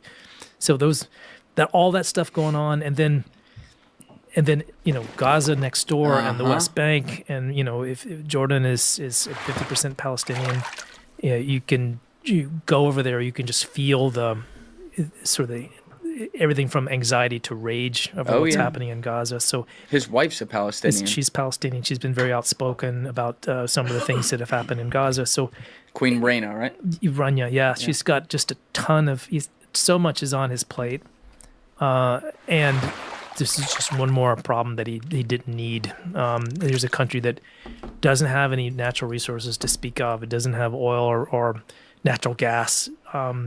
It's got a very educated population and good relations with the West, including America, and it somehow ekes out a living. Yeah. But it's a very perilous situation. Now, where is, speaking of elephants in the room, where is Israel in all this? Alessi, you sent me a video earlier. I don't know if we can play that because it might be graphic, but at least for Joby to see it. Of what was the name of that bomb they did, Alessi? Earthquake bomb. The earthquake bomb. So Israel's apparently putting earthquake bombs in Syria now. Israel dropped an earthquake bomb on Syria yesterday, 3.1 on the Richter scale. Beyond 650 airstrikes, Israel dropped an earthquake bomb depicted in this video in northwestern Syria near the city of Tartus, leading to a supposed giant mushroom cloud fireball. The bomb was so powerful that it was measured as a 3.1 magnitude earthquake on the seismic sensor, as strong as the earthquake of that measure. It was the strongest bomb Israel has used over 14 months as the country takes more land in the south and pummels various sites across Syria by air. So my understanding is since this latest war broke out, they've taken some area in the Golan Heights, I guess preemptively. Like, what's the strategy here? Like, what are they thinking? So Israel sees an opportunity here. No, Israel? They would never. Come on. It's they've been pretty much striking in Syria whenever they felt like it, when they saw Iranians or Hezbollah doing things. So if they saw missiles coming in, or just new capabilities that Hezbollah or the Iranians were working on, they've had the freedom to go after those. And oddly, in this sort of strange, three-way relationship, the Russians didn't seem to care. The Russians would say, well, it doesn't affect us if you want to attack an Iranian position here and there. So this strange pageant that went on for the last few years, this is different. It's Israel seeing an opportunity to preemptively prevent the new government in Syria, whoever it turns out to be, from ever threatening them, at least in the near future. So they've essentially destroyed the entire Syrian Navy, something like, I don't know, the 17 ships that are kind of blown up and sunk at their moorings on the coast, destroyed something like 70% of Syria's airplanes, their military aircraft. Are they just doing, and these are through airstrikes? Through airstrikes. And I don't know if there's been sort of standoff missile strikes too. It's mostly been by air. But sortie after sortie, and it's just they're going after everything that could be militarily valuable to Syria. And the new leaders, HTS, is complaining kind of mildly about it, but also saying we don't want to have war with anyone, and so it doesn't seem to matter that much to them if all of Assad's military assets get wiped out, which is what's happening systematically. And I think when you see those earthquake explosions, this is an indication that Israel sees some kind of underground structure, some kind of deep bunker in which Assad had something. Maybe it's residual chemical weapons, maybe it's some kind of production facility that we don't know about. But Israel sees an opportunity to go after them, whether they know what it is or not, and just put a dent in everything that Syria is trying to do, or anything that a future Syrian government could try to bring against the Israelis. Yeah, we haven't really talked about them today, but they were seriously concerned just because of their geometric. Oh my god, the close location they have to Syria when Syria had all these chemical weapons because they were worried that they could use any in Israel. Did Assad really care about that, though? It seemed like, to me, just reading from the outside, it was like one of those things where, all right, well, some of the Arab world doesn't like Israel, so publicly that's kind of what we'll say. But it was almost like that wasn't his fight. Yeah. It wasn't his fight in recent years, but it had been historically, because Israel and Syria fought two significant wars, so 67 and 73. That's right, yeah. And in both cases, Syria got whooped pretty badly. In 73, in that case, after some initial forays into the Golan, the Israelis pushed them back almost to the border of Damascus, outskirts of Damascus. So they destroyed a lot of Syrian tanks and planes and really decimated their armed forces. And so Syria's response to that is, well, we can't really compete with the Israelis, in terms of our army. We don't have a nuclear weapon, which Israel does have. So we're going to create the world's biggest chemical arsenal. And so that's what they tried to do. That was their project. This was our deterrence against a possible Israeli attack on us. And they invested a lot of money. And again, this was not just some side project. This was their most significant military investment, was to create serious chemical weapons and the delivery systems, missiles, bombs, things they could, send to Tel Aviv to kill thousands of people. And they thought that would keep them safe. And then, in 2013, 2014, that arsenal almost disappeared, except for whatever bits they managed to hide away. But Israel saw it as a very serious threat, and it existed to the extent to which, when the civil war broke out in Syria in 2011, Israelis were given, in the north, were given gas masks and preparations for a possible chemical attack by Syria. They expected it might happen. Well, now they're also in the middle of this. I think like one of the leading causing factors of this being able to happen is the fact that Israel happens to be in the middle of a serious issue now in Lebanon, where Hezbollah has to have people on the ground and all kinds of funding from Iran going there, such that Syria was left kind of exposed here. Yeah. Right? Because the focus was more on Lebanon. Yeah, and they were kind of out of it in a way, but Syria had been kind of the supply route for Iran to supply material weapons to Hezbollah. Hezbollah had helped prop up the Syria's government for the years since the chemical weapons incident took place. Are you hearing this audio? Yeah, no, you're good. Don't worry about it. It's just Siri talking to you. It happens. I've got this thing where anytime I say Syria, it pops off. Siri. That's a problem. Yeah, I get that at random times. It's really funny. But you were saying they were using Syria as like the as pathway a corridor. to get yeah, to. But now you got, Israel has, just whatever you think about the way things have gone in the last year, they have certainly remade the map of the region. That Iran had built an army on Israel's northern border, a very capable military force with we always throw around the figure about 150,000 missiles and rockets pointed Hezbollah. Hezbollah, and that was a real capability. A lot of those were guided systems that could potentially strike military bases, nuclear facilities in Israel. And we just always assumed that was just going to be a permanent feature of the landscape until some future conflict. And we've had the conflict now. So there's Hezbollah has lost something like 80% of its missiles. Its leadership has been decimated. It no longer has an ally in Syria. That doesn't exist anymore. It's a complete, 180-degree change from what we saw, a year and a half ago.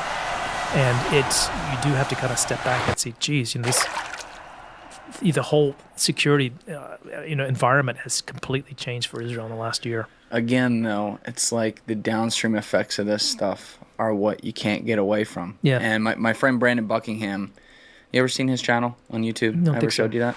He's awesome. He does these amazing documentaries, goes and does like underground stories, could be in the streets or somewhere internationally now, doing a lot of great work. But he was supposed to go shoot a documentary in India like a few months ago. And on the way to India, something happened with his visa. And they said, all right, you can't come in.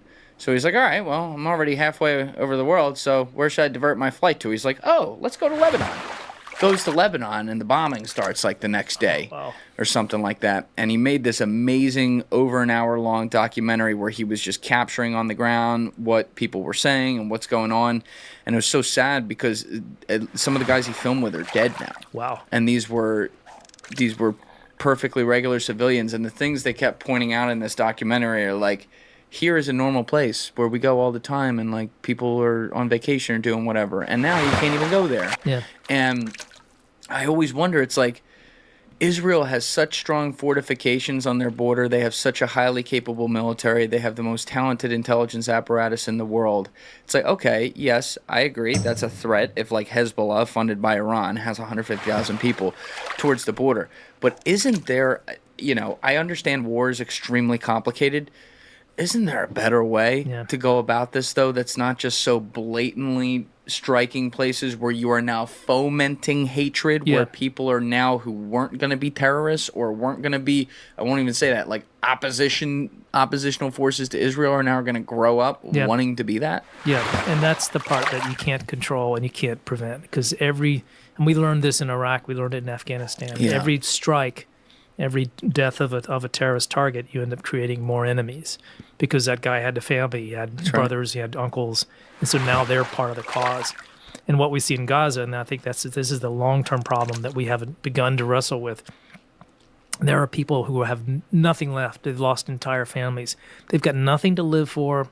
There's this one, I was an interview with a physician who was in Gaza, had no particular beef with Israelis, certainly didn't like them, but it had no reason to fight them until an airstrike killed his children. He had a daughter who survived, and then she ended up dying of her injuries. And his comment to the interviewer was, the only thing I have to live for now is revenge, and so I'm going to dedicate my life to that. And that is the unfortunate reality. And it's people in the region who've been affected and have been radicalized, but also that radicalization tends to not just stay in the region, but it spreads. And what we've found in our reporting is that there are many people around the world who see Gaza as a cause for them, a reason for them to potentially participate in a terrorist attack in the future. And that is part of the unintended consequences of every fight like this. Did you cover the whole beepers thing? I did. Exploding beepers? I wrote about that quite a bit. Yeah, that was a few months ago now. What was the full story? That was pretty wild. I read it at the time, but it's one of the craziest intelligence operations I've ever heard about, and it was one of these things like kind of like the Stuxnet thing in Iran a few years ago, when there was like an intelligence operation that ended up destroying a big chunk of the centrifuges that Iran had to make enriched uranium with. But this was even more consequential. Basically, Israel had this long-term operation where it worked with a vendor without the vendor's knowledge to get a contract to supply beepers to Hezbollah. And they were specifically marketed to Hezbollah because they were more rugged than your normal ones, so they could withstand all kinds of tough conditions. And they had like a super battery that could last for a very long time, all the things you'd want to have in a conflict situation. So Hezbollah thought, great, we'll buy a lot of these. And they equipped their entire middle-level management of Hezbollah, thousands of people, ended up getting these beepers. And it turns out that the Israelis had very cleverly, infiltrated this sort of the supply chain to put explosives in every one of those.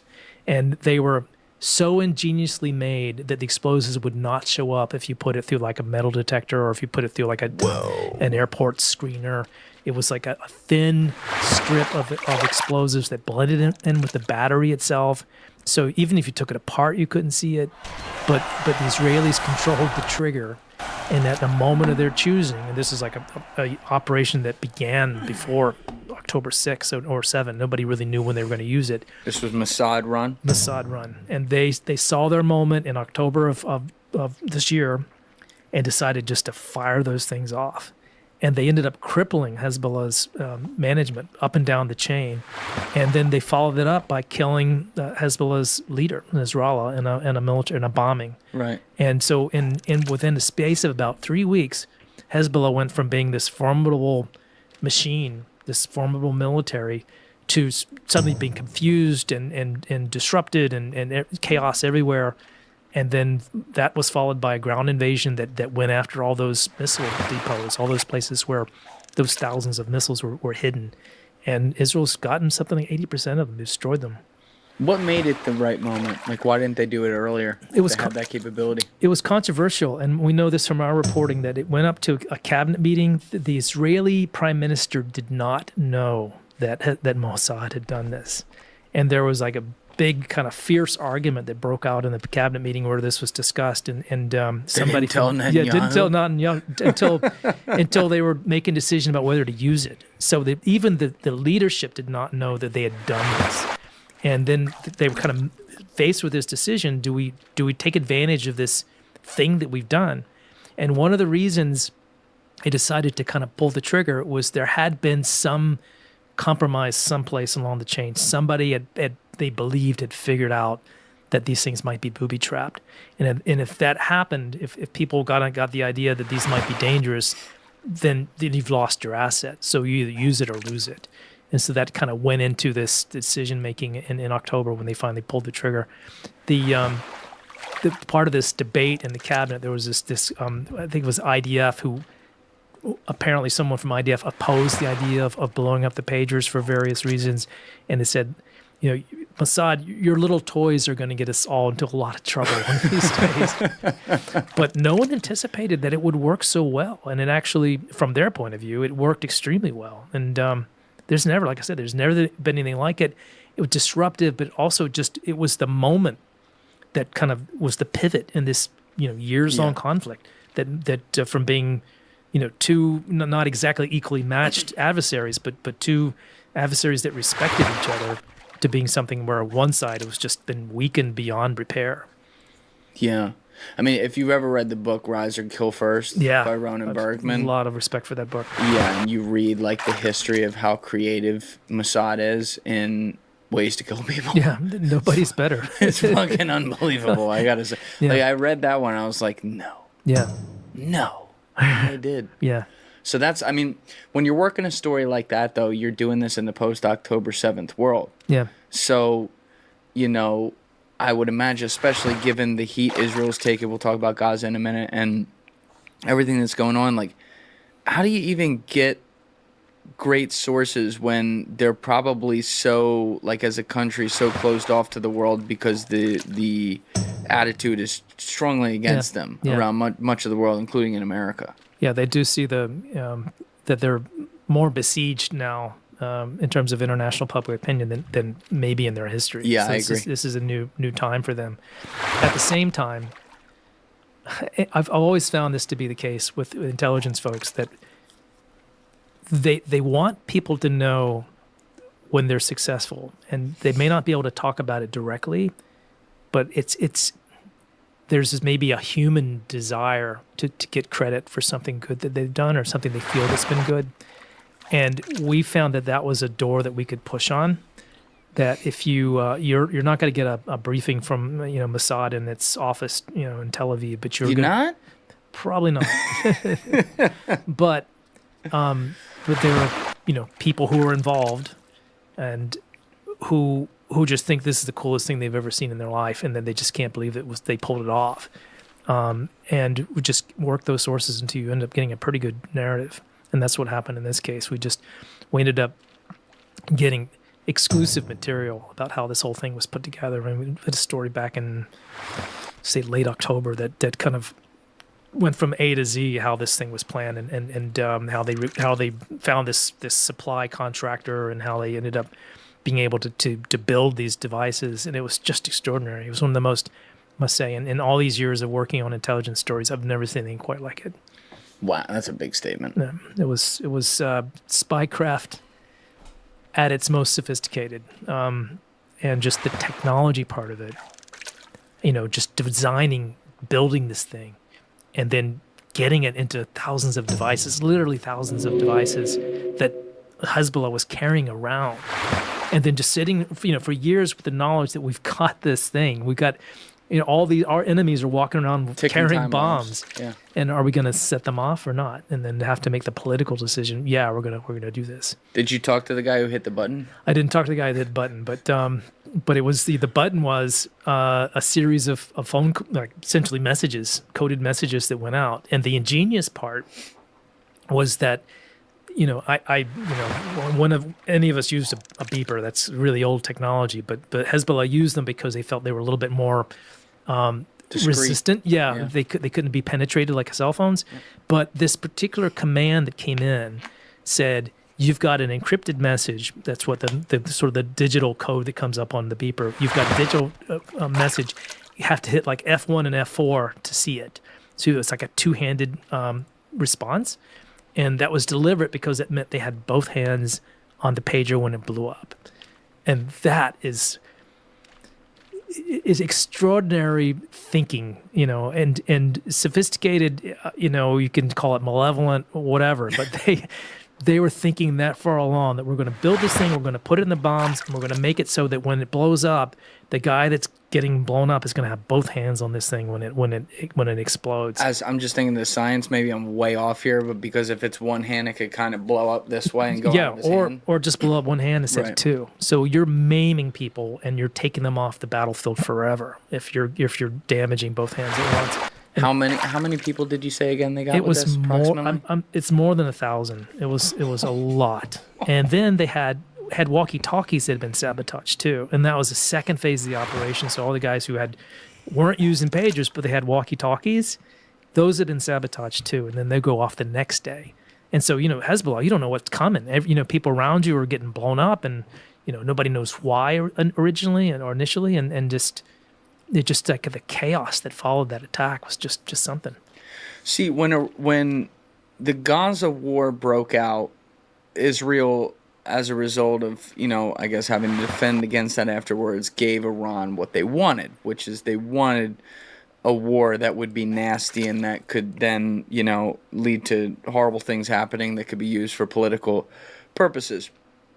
Something like this, though, they pull off. This is not in Gaza. This is in Lebanon. It's with Hezbollah, who's funded by Iran. They pull off something that embarrasses Hezbollah and therefore Iran tremendously. It does decimate Hezbollah in the short term, but you still have a very economically viable country in Iran who still hates Israel, still wants to see them gone, and still is going to fund places like Hezbollah or whoever else they decide to invent at this point. Like, have there been any whispers of some sort of response that's being built in response to what just happened here with the beepers in particularly, because it took out like all the leadership that Iran's working on?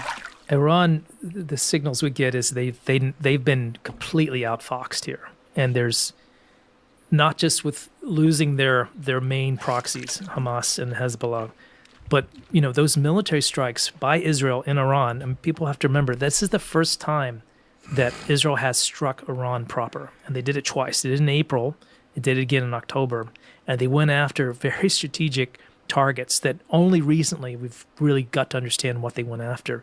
But they've essentially destroyed the air defense systems around Tehran itself and around all the nuclear facilities, the major ones like Natanz and Fordo.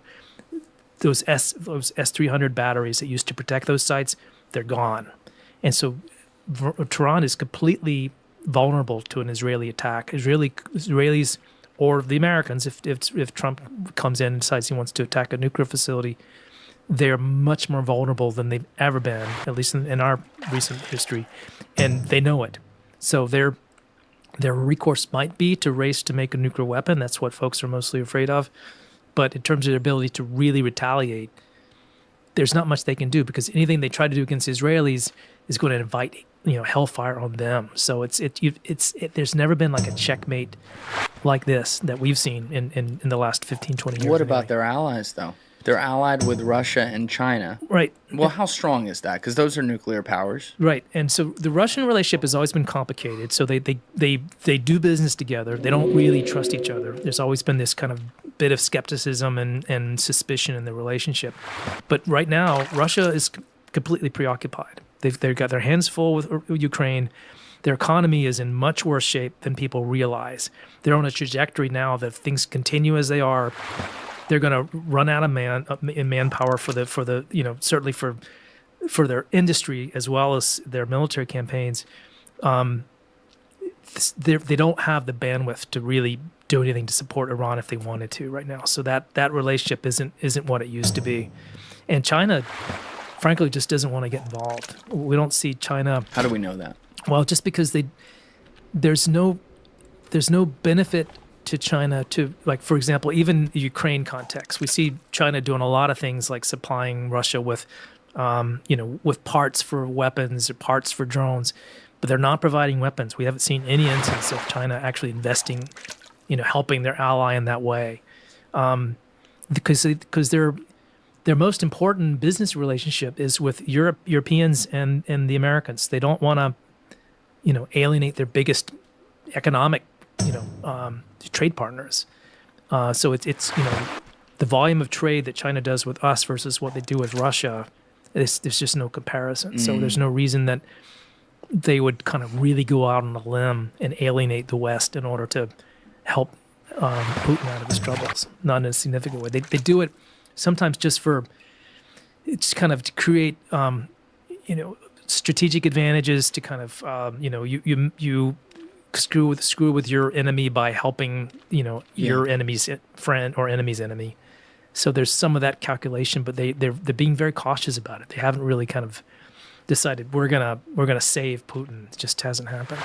Which is, I mean, from our perspective, that's a good thing, because there's obviously less fireworks going off because of that. But you have an outgoing administration and an incoming administration here, to go on this tangent for a minute on Russia-Ukraine, where the minute Trump won, the Biden administration, whoever the hell is running that, increases the funding like crazy to Ukraine. And it's like, listen, I hate all the people that are dying there. It's war. It's terrible. And I don't want to reward Putin and give him all kinds of land or whatever. Yeah. But there have been there have been decent signs that there could be a way out of this, to where, all right, maybe he just gets to keep Crimea from 2014 and a segment of the Donbass, and Ukraine gets to fully exist, and we can have peace.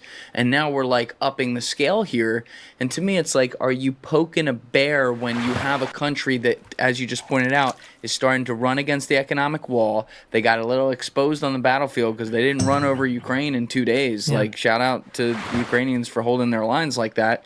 And they just keep getting. It's like I said. It's like the administration keeps poking them you won't use a nuke. You won't use a nuke. Yeah. I don't want to be a fearmonger or anything like that, but I think about that a lot, because you're not dealing. Putin's an intelligent guy, but he's a very bad guy too, and he's an extreme narcissist. So you're dealing with someone who has the ability to be completely unreasonable if you give him a reason to be unreasonable. Yeah. The benefit that I see potentially, and this is always it's a game of chicken sometimes. It really is. What the Biden folks would like to see is that to put the Ukrainians in the best position for a decent deal. You don't, Putin wants to negotiate at a moment of his maximum strength when he can get the best bargain he can. So he keeps not just Crimea but all the Donbass and also has to, he forces Ukraine to disarm or a permanent ban on ever joining NATO or EU or anything else. That would be his winning hand. So I think that there's always in these conflicts where you got proxies or you got kind of other countries manipulating circumstances on the ground, is everybody now is not trying to win the war as much as they're trying to get in the best possible bargaining position they are. So you can imagine Trump could come in and sort of take advantage of that if Russia's a little bit more on their back foot, if their North Korean troops aren't doing very well and they're getting killed, which appears to be the case right now. Yeah. That maybe the Ukrainians will get a better bargain out of this. But why is Biden trying to give him a win then? I mean, that's cool, but this is not how these parties usually act. They're not trying to help each other out. Yeah. You know what I mean? Yeah. So there's this really arcane, sort of jockeying for the best position, and it's hard for us to understand from the outside sometimes. So I don't know where it's going to go, to be honest. But I do think it's winding down. I feel like that I hope you're right. there's a moment, and I could see this appealing to Trump. He can come in and you know, it's just almost like in the Iran 1979 context. You know, new president Reagan comes in 1980, and there's someone that the Iranians suddenly can bargain with, even though they don't like Reagan very much, but somebody new. And you can imagine that Trump is sort of this new force and this desire to kind of settle these conflicts. Maybe there's a moment where he can do it and get good leverage, get something out of Russia. Interestingly, Syria may factor into this. How so? Russia really wants to keep its military bases. It's since the fall of Damascus, you've seen the Russians retreat, take forces out of Damascus. There's like 400 Russian soldiers in Damascus itself. They all got put in convoys and sent to bases on the coast. But Russia wants to keep its Navy base, and it may be willing to do some bargaining in Ukraine in exchange for some kind of grand deal to allow it to keep some of its forces in Syria. I'm speculating here, but that could be a card that someone could play. But it's been humiliated in Syria with this setback, but it doesn't want to be driven out completely, and so this could become a factor in all this. Yeah, there were multiple factors that led to the election that just happened with Trump being put back in office. But to me, if I'm doing an autopsy of it, there were so many things within the administration's control that if they had done it differently and taken no pun intended, taking control of the situation, maybe they'd have been put back in. And one of them is there's been such a carelessness with just allowing these wars to happen. Now, look. Maybe they're not happening on our shores here. That's great. We in America don't have to deal with the pain and toil of that. But, people here, they see us funding that. Yeah. And they see hundreds of thousands of people dying in two different places right now. And when you just let that continue, you're going to give, in this case, a guy like Trump the opening, as he brilliantly took, to be like, we got to step this shit, and now he might be able to do that, which I hope he does, and I'm rooting for him to do that. But politically, it just felt like suicide to me. Yeah, this was a no-win situation that I think Biden folks were dealt. No, they didn't. They started to see this coming, so that what Russia was going to do. There were people that right to the very end didn't think that Putin was really going to try to take over Ukraine, that he was going to try to get some kind of deal with the Ukrainians and prevent them from ever joining NATO. But then suddenly there he is, sending forces across the country to try to take Kyiv. Yeah. And his ambition was to take the whole country. The thing that he did that was good was that he did help enable the Ukrainians to make a stand, to keep them from getting completely swept away by the Russians, which a lot of people thought was going to happen. Did that basically some of it with intel. There's a lot more involvement from our people, I think, than people realize, and some of that just hasn't come out yet. We haven't been able to confirm a lot of it, but we invested a lot in making sure that Ukraine didn't fall, and I applaud that. I do feel that that Putin just made this very crude land grab that just pretended like this sovereign country didn't exist and should be part of Russia again, and he just went for it. And I'm glad he was prevented from succeeding in that. But you're right, the sort of the situation that's been created because of that has just been horrifically costly for everyone. It's the never-ending aspect of it. I think people will now look back because they're so pissed off about it and say we never should have got involved with any of it. If you look at it objectively, at the beginning, if you want to hold off that stance so that you can get a better room at the negotiating table and stop this shit, great. The problem is they kept pushing it, and the money kept going up and up and up and up. And it's like, oh, you don't want to see this stop. Yeah. You just wanted to keep going. And that's where the American people were upset about that. And I get that, and there was a real shift in the past, probably the last 6 months leading up to that election. I could just feel it, not just in here, but in how people spoke, like online. And obviously things get a little crazy online, but people were just fed up with the lack of common sense and stuff like that. And common sense says, look, there's bad people around the world. Putin's one of them.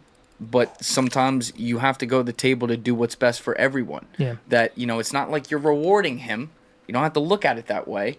But you're like, we want less people dying. Yeah. You know, the world's a better place when less people are dying. Yeah, and then it gets into a sort of a Munich 1936 kind of moment too. Sure. There's this bit of, I think the fear, and it's a real one, is that Putin has territorial ambitions, and Yep.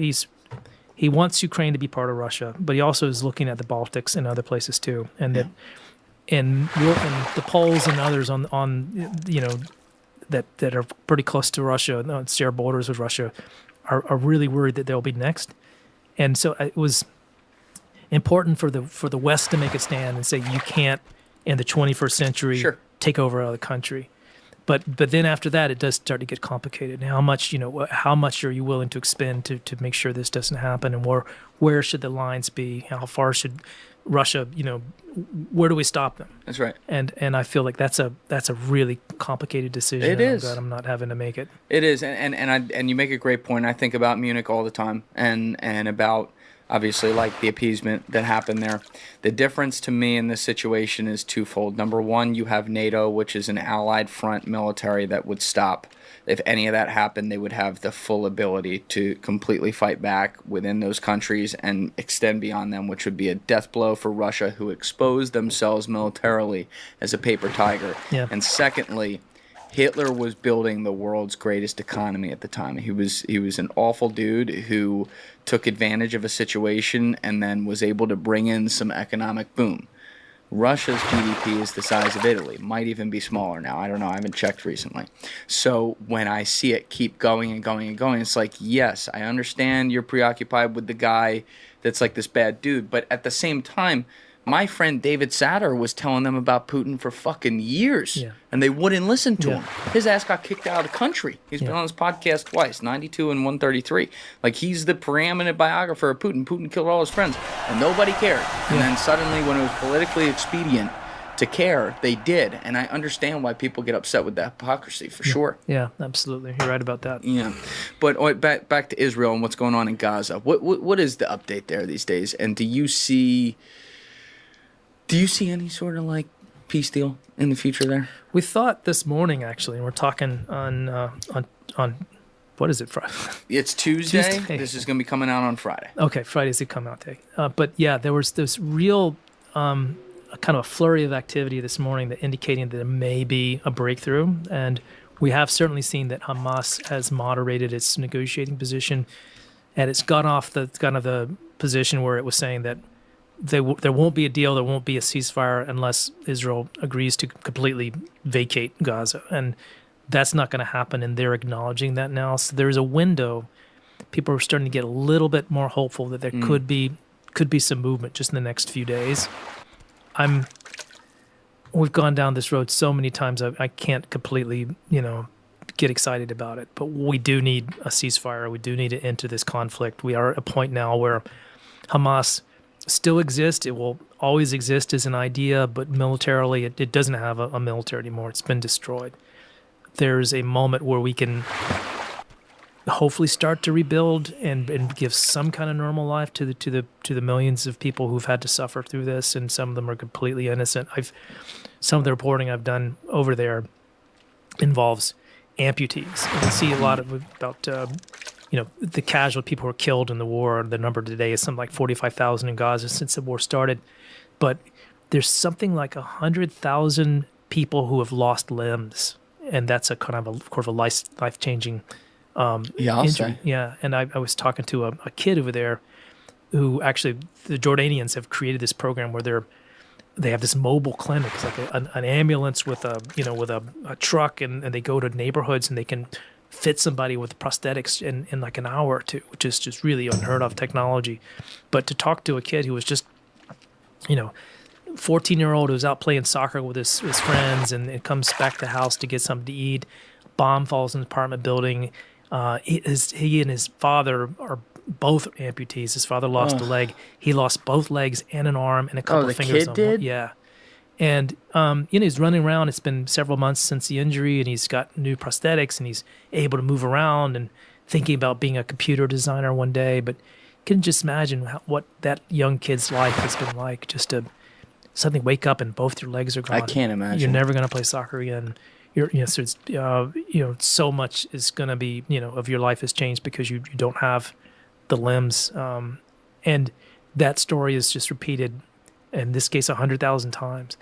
So the consequences of the human toll has just been off the charts, and we just need the fighting to stop so people can start to rebuild, and no matter what side of the border you're born on or what your politics are, kids deserve to grow up in a world where there's some hope and some stability.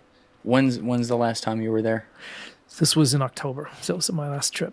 So I was supposed to go back again, but things kind of fell apart. But it's Where'd you go when you were there? Like on this one, I was actually up on the Syrian border. Didn't think we were gonna have much to write about, but then most of the time was Amman, and then ended up talking to a lot of Palestinians. We're just doing some reporting on what situation was like in the West Bank. It's a little bit hairy to get over there these days, but everybody uses Amman as kind of a stop-off place, and so it's a great place to set up meetings with people. Yeah, the question I got to ask though here is, and I would agree from everything I'm seeing, it seems like Hamas has been largely decimated, and it's interesting to hear you say will always exist as an idea. I could probably guess why, but like, does Israel want it to stop? And I say that with cited sources in the sense that, when you hear someone like Smotrich, the financial minister, say, and I'm paraphrasing what he did here, but maybe you can pull it up, Alessi, like that he believes that there's biblical land rights to Israel that goes into parts of Syria, Jordan, Saudi Arabia, and Egypt, and there might have been one other place in there too. When I hear someone like that say this, and he's in a powerful position in the middle of a war like this where they keep saying, like, we got to get all the hostages home, which I agree with, you've gotten to a point where you've decimated Hamas so much that they are peg-legged, no pun intended, at the negotiating table. At what point do you say, like, we got to do that? We have enough leverage. The hand is won. Yeah. And, the things that he says are so outrageous that's, it offends our ears. You can imagine how it lands with people in the Arab world who see this guy. I mean, he very much would like to annex the entire West Bank to make it part of Israel. And the only problem, there's like 3 million Palestinians who live there, and that's their ancestral home. And they're not going to take very kindly to Israelis just kind of putting up the flag and moving in. Yeah. And so it's awful for for Israel with its relations with its neighbors, with its relations with the rest of the world, but it's also just it just continues to fuel the hatred, and statements like that just terrible. It's terrible. And some of the interviews I had with Palestinians, the sort of a common theme was, some of the older guys, people my age, who just they just want to have a normal, quiet life. They want to enjoy their grandkids or whatever. But the entire youth population among Palestinians is just beyond rage that just they don't feel like there's anything to live for. There's talk about new intifadas or other ways to sort of fight the Israelis, and that just deepens that rage when you hear rhetoric like that. I'm not condoning any of those actions, but can you not see where that comes from? Absolutely. I mean, you see it better than I do. How would you be if that was your situation? And I think we don't, empathize nearly as much as we should. I mean, it's hard. Especially if we see people who look a little different from us, or their religion is different. We can create some sort of emotional separation between us and them. But I tell you, I mean, I go there. These are really people who just want to have a decent life. And they don't feel like they're going to have a decent life if they are continuously throughout, their existence as being second-class citizens in an apartheid society where there are no rights for them, and where every checkpoint they walk into, they're seen as potential victims or hostile, and it just kind of gets into your psyche, and you could see how it, you could just see the emotional turmoil that it creates in a person. Do you think do you see evidence that there are people in the higher parts of Israel's government today who do genuinely want to see a two-state solution? I think politically that's a difficult issue right now for a lot of Israelis to talk about. However, the people in my world or people in the defense establishment and the people in the intelligence world feel there has to be some kind of accommodation for Israel's sake. It's not because they want to do, the morally the right thing necessarily, as much as they just feel like it's important for our own survival to have some kind of, some way for Palestinians to see hope, to see that there is some pathway at least to having sort of, some, dignity in their lives and to have some control over their destiny.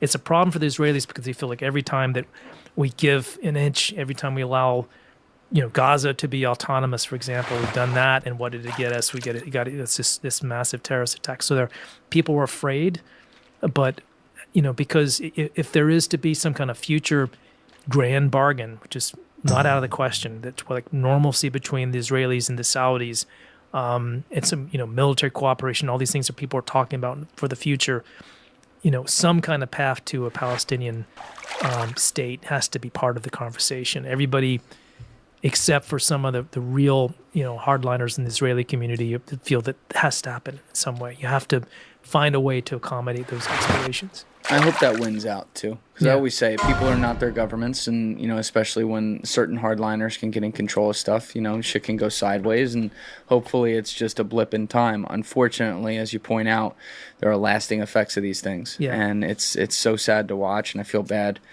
for everyone involved. But, as always, it's been an amazing conversation on the Middle East. I can't let you get out of here with one more thing, though. Okay. You know what I'm going to bring up. Where are we going? I mean, there was no one who breathed a bigger sigh of relief that you were willing to come to the great state of New Jersey today than me, because we've had all kinds of drones up above here, yeah. And if they were actually going to cause some real shit, I feel like you wouldn't be here. So what are you hearing? It is the strangest thing, and I have to liken it to there are these moments of kind of public hysteria that, over UFOs, for example. Back in the 50s, everybody was seeing a UFO because they were in the news, and once there are stories about them, everybody's seeing them. So I feel like there's a core of real incidents that's going on, and I'm not really sure what it's about. I'm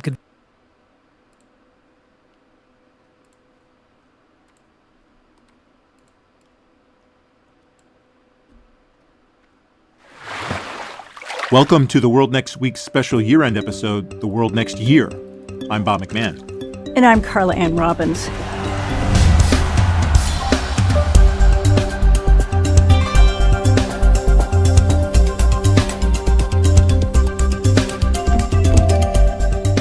Joining us for this special episode is Stephen Erlanger, the chief diplomatic correspondent in Europe for the New York Times. Steve has reported from more than 120 countries and has been bureau chief. I have to take a breath before I go through this list. London, Bangkok, Moscow, Paris, Jerusalem, Berlin, Brussels, Prague, and Belgrade, as well as serving as the Times chief diplomatic correspondent in Washington. He's also a really dear friend, a longtime colleague, and we've logged quite a few miles together over the years. Steve, thanks so much for doing this, and welcome to The World Next Week. Thanks, Carla and Bob. It's a pleasure.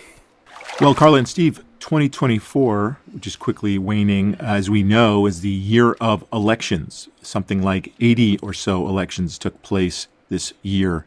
And that includes the U.S. presidential election, of course. And so in this special episode, we are going to discuss what has happened in this momentous year, as well as chew over the big issues for 2025. Steve, let's start with what you think are going to be the big stories in the coming year. I know you're just back from the Middle East. You emailed me from the Abu Dhabi airport. That's probably the coolest place someone emailed me from this year.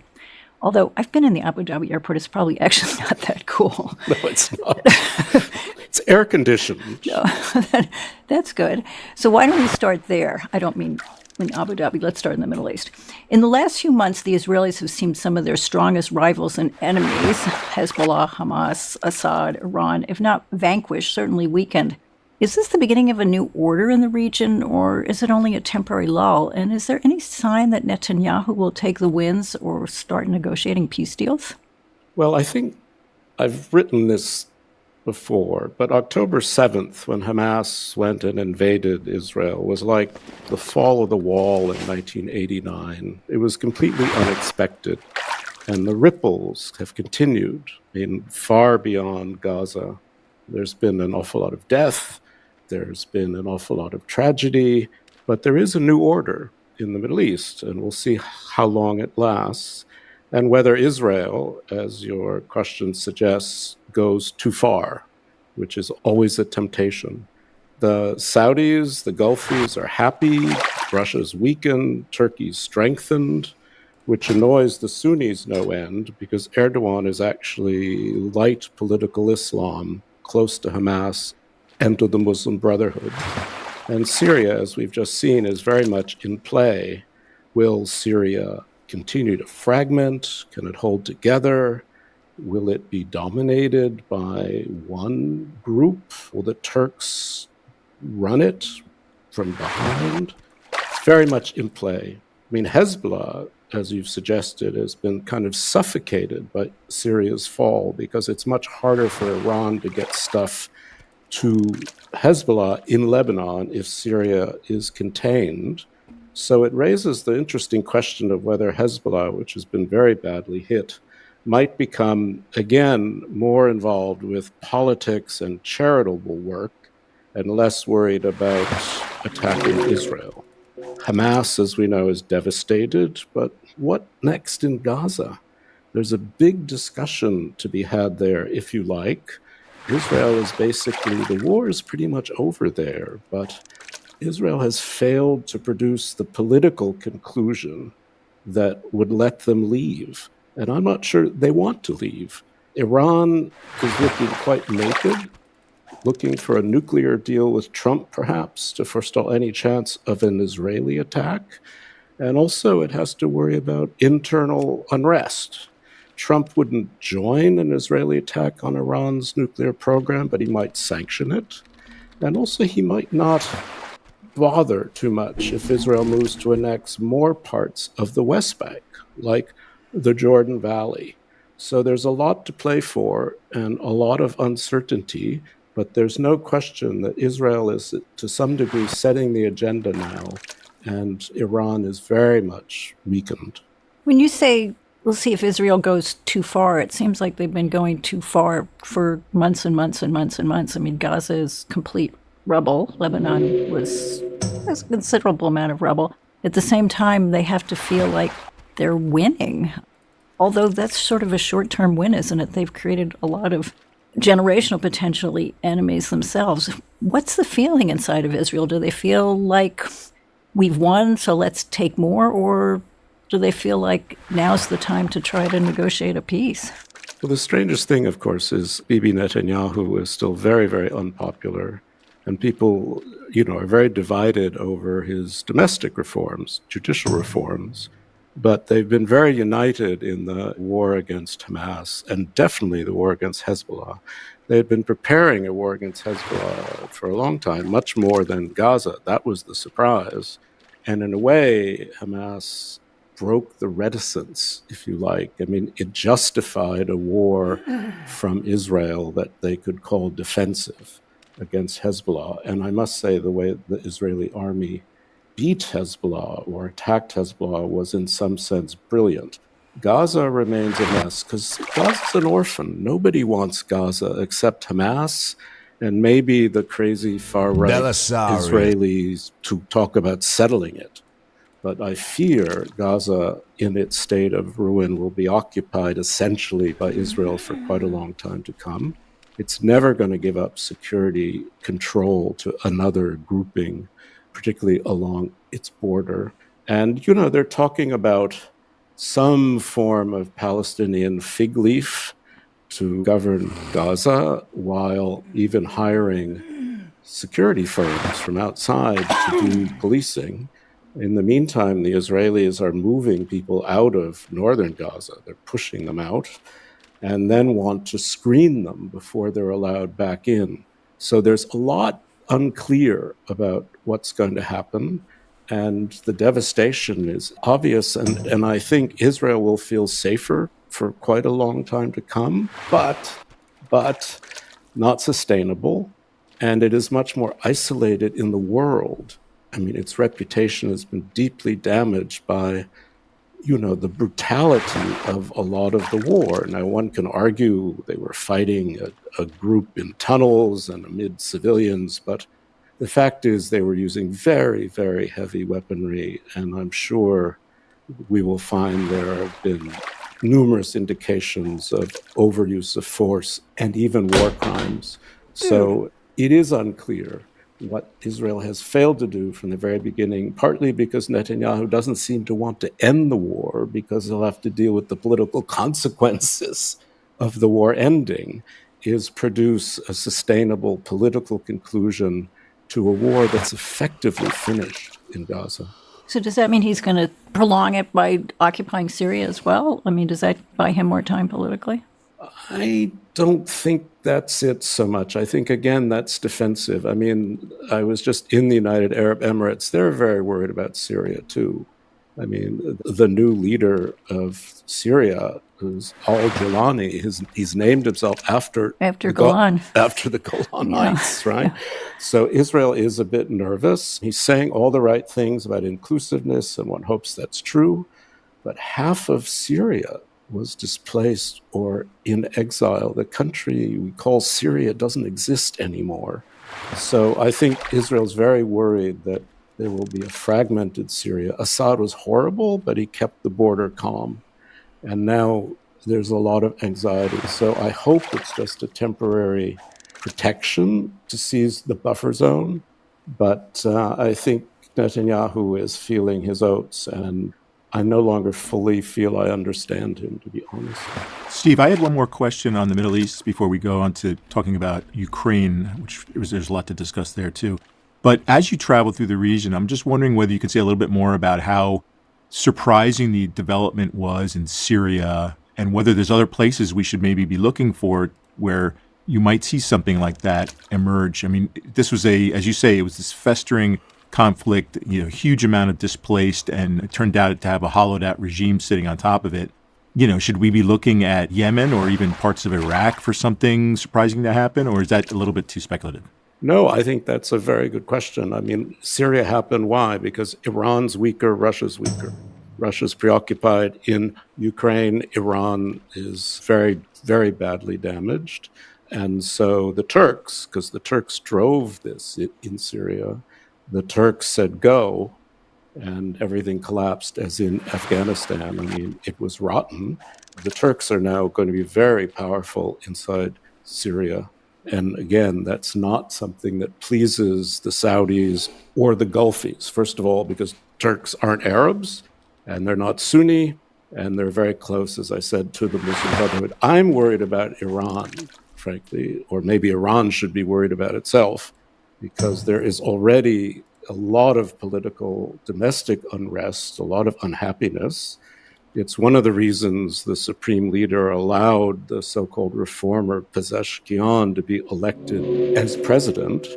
And he is trying to create a circumstance to lift economic sanctions. So they've made an approach to the Trump people. The view in Iran, though it's controversial, is let's give Trump a chance to do a new nuclear deal, because Trump has the Senate and he could do a sustainable deal and get some economic relief to calm people down at home. And if we're engaged doing that, then Israel's not going to attack us to get rid of our nuclear program. But if it fails, and the timing is quite short, I mean, they'd have to have a deal in the next 6 months or so. It gets complicated, but there are international sanctions that would snap back in October, which would double the pain for Iran. If that doesn't work, then I fear there's a lot of IRGC interest in going ahead to have a nuclear deterrent, which could produce Israeli bombing using very powerful American bombs that Trump might give them and Biden would not have given. So I think the potential for more domestic unrest in Iran is the thing I'm looking for, to be honest. Well, we can talk for hours on this. I know Carla would love to as well. It could be the Mideast next year Stop podcast me now. or something. Yes. But let's move on to the other very big front that you're obviously very familiar with as well, which is Ukraine. So the Ukrainian leader Zelensky has been reaching out assiduously to Trump. He went to Paris for a last-minute meeting He's been posting a series of tweets that are certainly flattering and trying to be confidence building, it looks like, from the tone. The Ukrainians also this week just took responsibility for assassinating a top Russian general in Moscow, in the middle of Moscow, another bold act. The Russians themselves have been launching bolder and bolder attacks, even though Trump has urged both sides to kind of ramp it down. So are we seeing some strategy in these acts from Ukrainian side or the Russian side for that matter? I think there's a lot of anxiety in Europe, too, not just Ukraine, about what Trump wants to do, because I don't think Trump knows what he wants to do. Trump wants to end Biden's wars, both in the Middle East and in Ukraine. I don't think Trump cares that much about what he says are Biden's worth. Yeah, of course. No. Precisely right. Not that Biden invaded Ukraine or anything. I mean, but the problem is I don't think Trump cares whose interests are sacrificed if he's going to get a ceasefire. And Ukraine is losing the war. Now, it's losing the war slowly. Everyone's trying to ensure it doesn't lose it suddenly. And Mark Rutte, who's the new NATO Secretary General, and the Europeans have been meeting or are meeting to try to do two things. One is to figure out how to prop up Ukraine with more supplies and air defense to get into the spring when most people think negotiations might be possible, get through this horrible winter. And secondly, to show Donald Trump that they're prepared to do more for Ukraine and prepared to do some burden shifting away from the United States. Now, Ukraine has plenty of money now through next year because of the use by the G7 of these frozen Russian assets. They amortize them. So Ukraine has money, but it has a morale problem. It's losing territory. It has a mobilization problem. The Russians are destroying its infrastructure, destroying the heating system, the energy system. And, there's a legitimate question about whether if the war keeps going but doesn't change very much on the ground, whether there shouldn't be negotiations sooner rather than later to preserve more of what's left of Ukraine. The problem is the Ukrainians want to keep fighting. They will keep fighting. And how do you convince Putin to negotiate seriously? That's the conundrum everybody has, because Putin thinks he's winning the war. And if you think you're winning the war, you're not going to compromise. And having lived in Russia, and one thing I'll tell you, if someone asks for compromise to a Russian, they hit you harder because they think that's a sign of weakness. So right now, I think, Trump could get Putin into talks with Zelensky maybe in the spring, but on the basis of what exactly?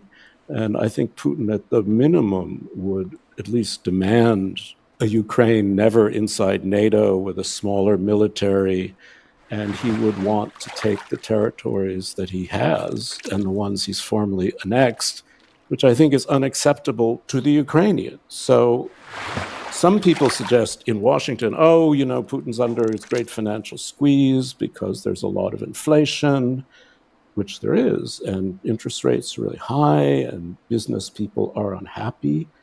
But frankly, I think for Putin, this has become an existential war. This is the war that will make his legacy one way or another.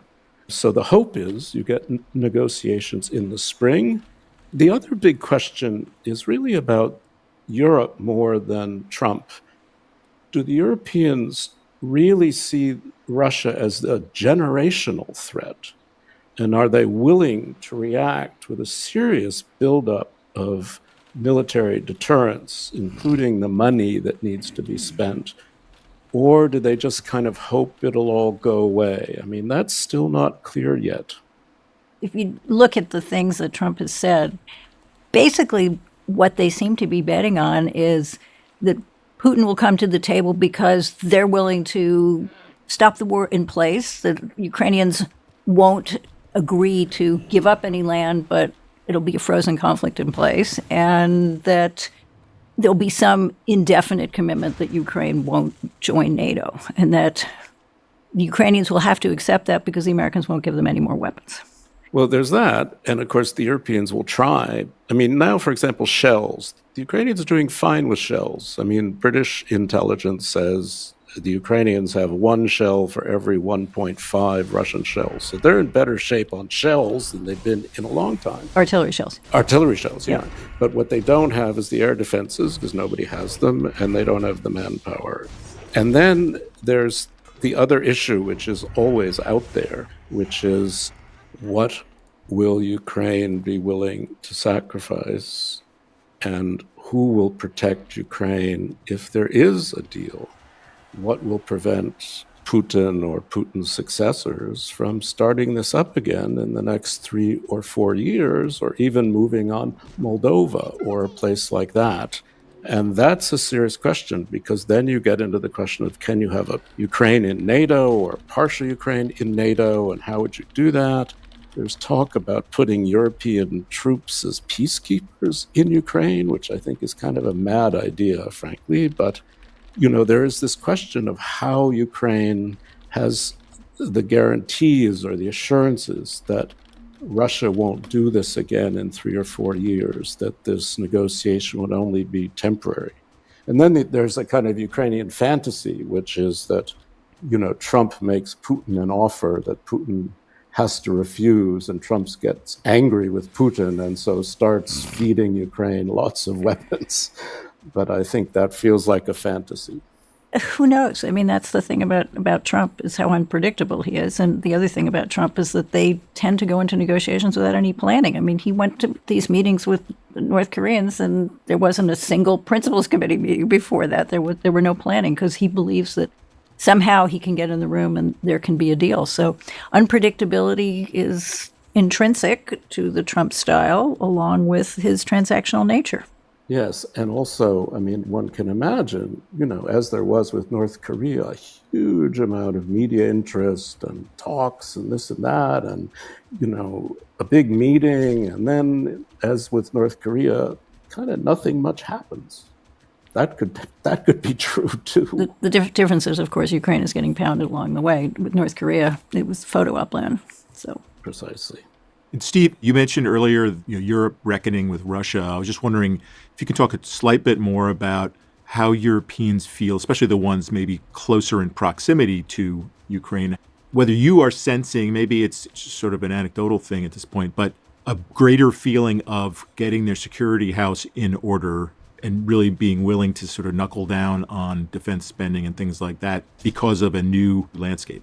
No, that's absolutely true, and that's been happening. I mean, it would be unfair to say that NATO and Europe haven't been doing much, but they've been responding after 2022, not after 2014, when Crimea was annexed. So they, and I think the United States too, lost a lot of time, basically because I don't think they saw Ukraine then as a security interest that mattered very much. It was always the borderland.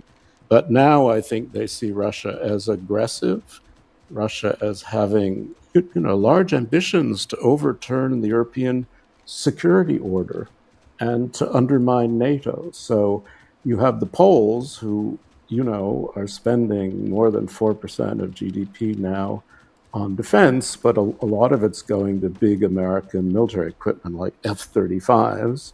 You have the Baltic nations spending a lot on defense, but they're tiny, so that doesn't make that much difference.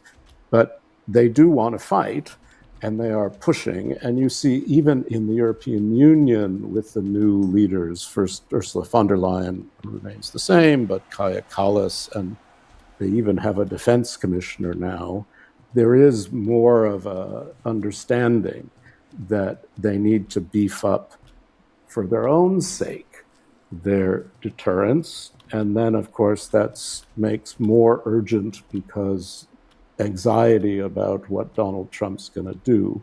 I mean, no one really expects him to pull out of NATO, but at the same time, I mean, one could see him trying to get some kind of ceasefire in Ukraine and then saying to the Europeans, now it's your problem. You do it. You protect Ukraine, right? We're busy with China.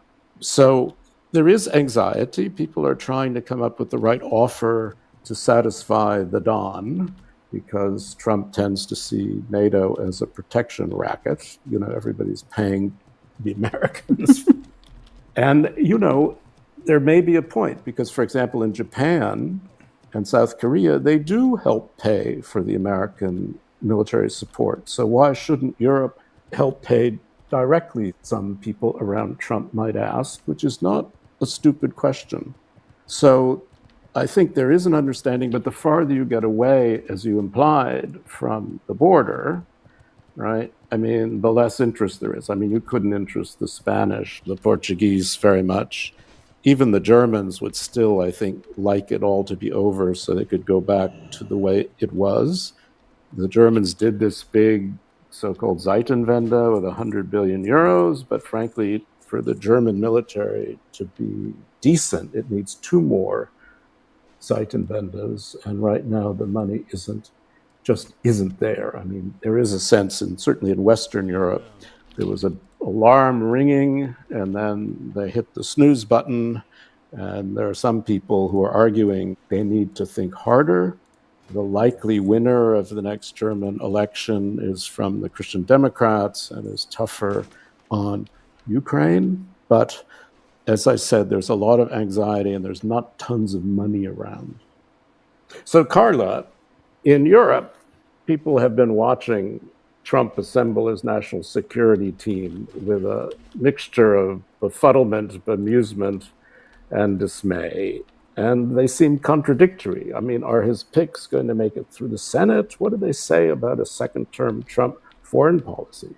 Well, we're feeling the mixture of befuddlement, bemusement, and dismay, depending on the day of the week as well. Most of these choices seem designed as much to own liberals, in some cases actually break the departments they're supposed to run.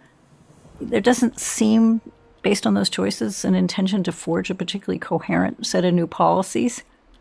In the national security sphere, the most, how do I put this delicately, the controversial picks are Pete Hegseth for defense, who's talked about firing woke generals, including the chairman of the Joint Chiefs, seems to want to bar women from combat. The pick for FBI, I didn't think that Trump could surprise me anymore. This is the one who probably surprised me the most with Kash Patel. He's vowed to fire the top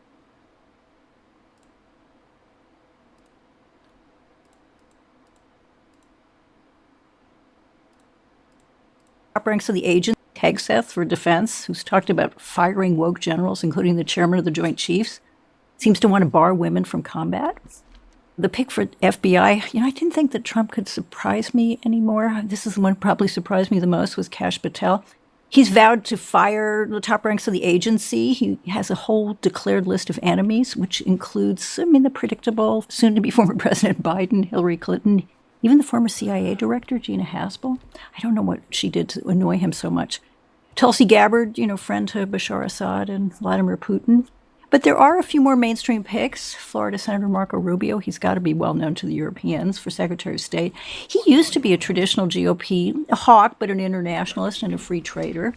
He has adapted to MAGA world. He's become a Ukraine aid skeptic. But I think if you sort of push him a little harder, I think you'll find a traditional GOP hawk, and National Security Advisor Mike Waltz. I don't know how well known he is to the Europeans, but no fan of Europe. They're much more focused, like, let's not waste our money in Ukraine, let's look on China.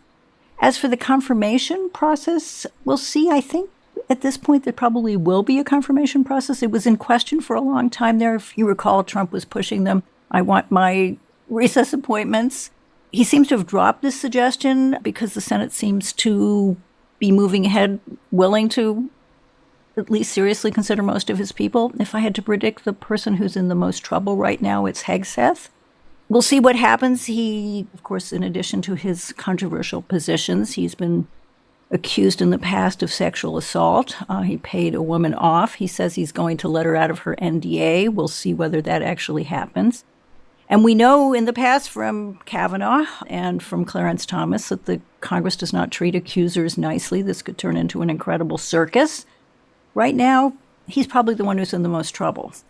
As for how these nominees are going to shape Trump's positions on foreign policy, this is really not a team of rivals. There seems to be basic consensus. Everybody wants to end the war in Ukraine, even if it means Ukraine makes all the sacrifices. China's the prime threat. Rubio and Waltz in particular are the fiercest of China hawks. Interestingly, Rubio's going to be the first Secretary of State, not only the first Latino Secretary of State, he's going to be the first Secretary of State who's under travel sanctions from the Chinese. We'll see if the Chinese back off that. Iran is a serious runner-up. We were talking about the possibility of a nuclear deal. No friends to Iran among this group, and beating up on Europe is everyone's favorite pastime. How's that going to play out in practice? Trump in the past has praised Xi Jinping, and the Chinese are still talking about the possibility of a grand bargain. And if allies and adversaries are calculating how they can appeal to Trump's transactional nature, I suspect that the officials around him, if they're anything like those in the first administration, they're going to have to calculate either how they distract Trump from the latest bright and shiny offer, or they're going to have to grit their teeth and adapt, as he adapts his convictions, because he's not consistent. And you saw this with John Bolton. You saw this with pretty much everybody else around him in the first term. If you're a true believer on anything, you end up getting out of the way. I mean, one of the things that I've always thought about is John Bolton's line about Trump. He says, Trump has a mind like a pinball machine. So it sort of bounces from one thing to another, and then he likes to make decisions. One thing I'm curious about, I don't know whether you have a sense of this, does he actually care about Taiwan? Or in his mind, is Taiwan kind of like Ukraine and it belongs to the bigger empire? I think that when he's talked about Taiwan, he's talked about it the way he's talked about every other dependency. Why aren't they paying more? And, he's talked about South Korea that way. He's talked about Japan that way. Why aren't they paying more? When you talk about protection rackets, I think that is basically it. But these people like Rubio and Waltz don't feel that way. Can they persuade him? There is certainly no sign from the first administration. People were able in the first administration to stop him from doing things, to stop him from bombing places, to stop him from taking extreme positions. But were they able to persuade him to make a strong ideological or moral commitment to some campaign, to some country? There's no sign of that. Carl, I'm wondering about your thoughts on what sort of role Republicans in Congress might have that, let's say, differs from the first Trump administration, where you had some, in positions of power like Mitch McConnell, you had some Republicans who are more traditional internationalists, strong defense, and in some cases pulled some strings to make sure certain funding on whatever foreign aid or other priorities continued, despite attempts by the Trump administration to deplete those or to reduce those. So do you see anything this time around? Much has been made about how he has even more asserted his role and influence in Congress. I think that you're right. I think that people are even more frightened of him. And Ukraine was a big test. They managed to pull it off with this last funding round. Ukraine fatigue is certainly set in up there. But the big test probably will be in these confirmation hearings. Kash Patel, he surprised me when they nominated him. It's been nothing but a love fest for him up there. Enemies list? Who cares? Nobody's making a big deal about this. We'll see with the Hegseth hearings. I think that's a big, big test there, not necessarily on foreign aid or foreign policy, but I think that's a big test on who's willing to stand up to Trump. Interestingly, all of the complaints about Hegseth, all of the concerns about Hegseth have been focused on this sexual assault allegation. I'm not suggesting that no one should focus on that. That's an absolutely essential question, sexual assault and allegations of drinking on the job. But there doesn't seem to be much of a discussion on no women in combat, firing woke generals, the question of LGBTQ people serving, Marxism. There's been no discussion at all of that. And the question of the implications of what that would do to good order in the force. We haven't even gotten into the policies that he could potentially promulgate and how it would affect the ability of the U.S. military to cohere. There has been no policy discussion. So if he actually gets to hearings, which it looks like he will, and people ask him substantive questions beyond this issue of sexual assault, we'll see whether people are willing to challenge President Trump and his choice. There was a while a few weeks ago that it looked like, after the Matt Gaetz dropping that nomination there, it looked like that Trump might drop Hegseth as well. But he's a very proud man, as we well know, and he didn't want to go for two. So right now he's still backing Hegseth up, and we'll see how that one plays up on the Hill. I think it's going to be a big test of the question you've raised there, Bob. Bob, year of elections is wrapping up, but the elections aren't over. This week, German Chancellor Olaf Scholz lost a confidence vote, which means they're going to hold snap elections on February 23rd. And Europe's largest economy is going to be in the hands of a caretaker government until then. And France, of course, barely has a government itself, and those are two of the world's great electoral democracies. How are you feeling about the state of elections these days? Well, the state of elections and by extension, the state of democracy are in a very tricky place. These elections, and it was an epic year, something like 4 billion people voted. And this is a wide range, obviously, of, let's say, mature democracies and countries that are more on the edge. And you definitely had, in some cases, some stage managing going on, whether it was the basic succession that was sort of preordained in a place like Indonesia, or more recently, the funny business that took place in one-time EU aspirant Georgia. Both are cases where sort of illiberal forces held sway.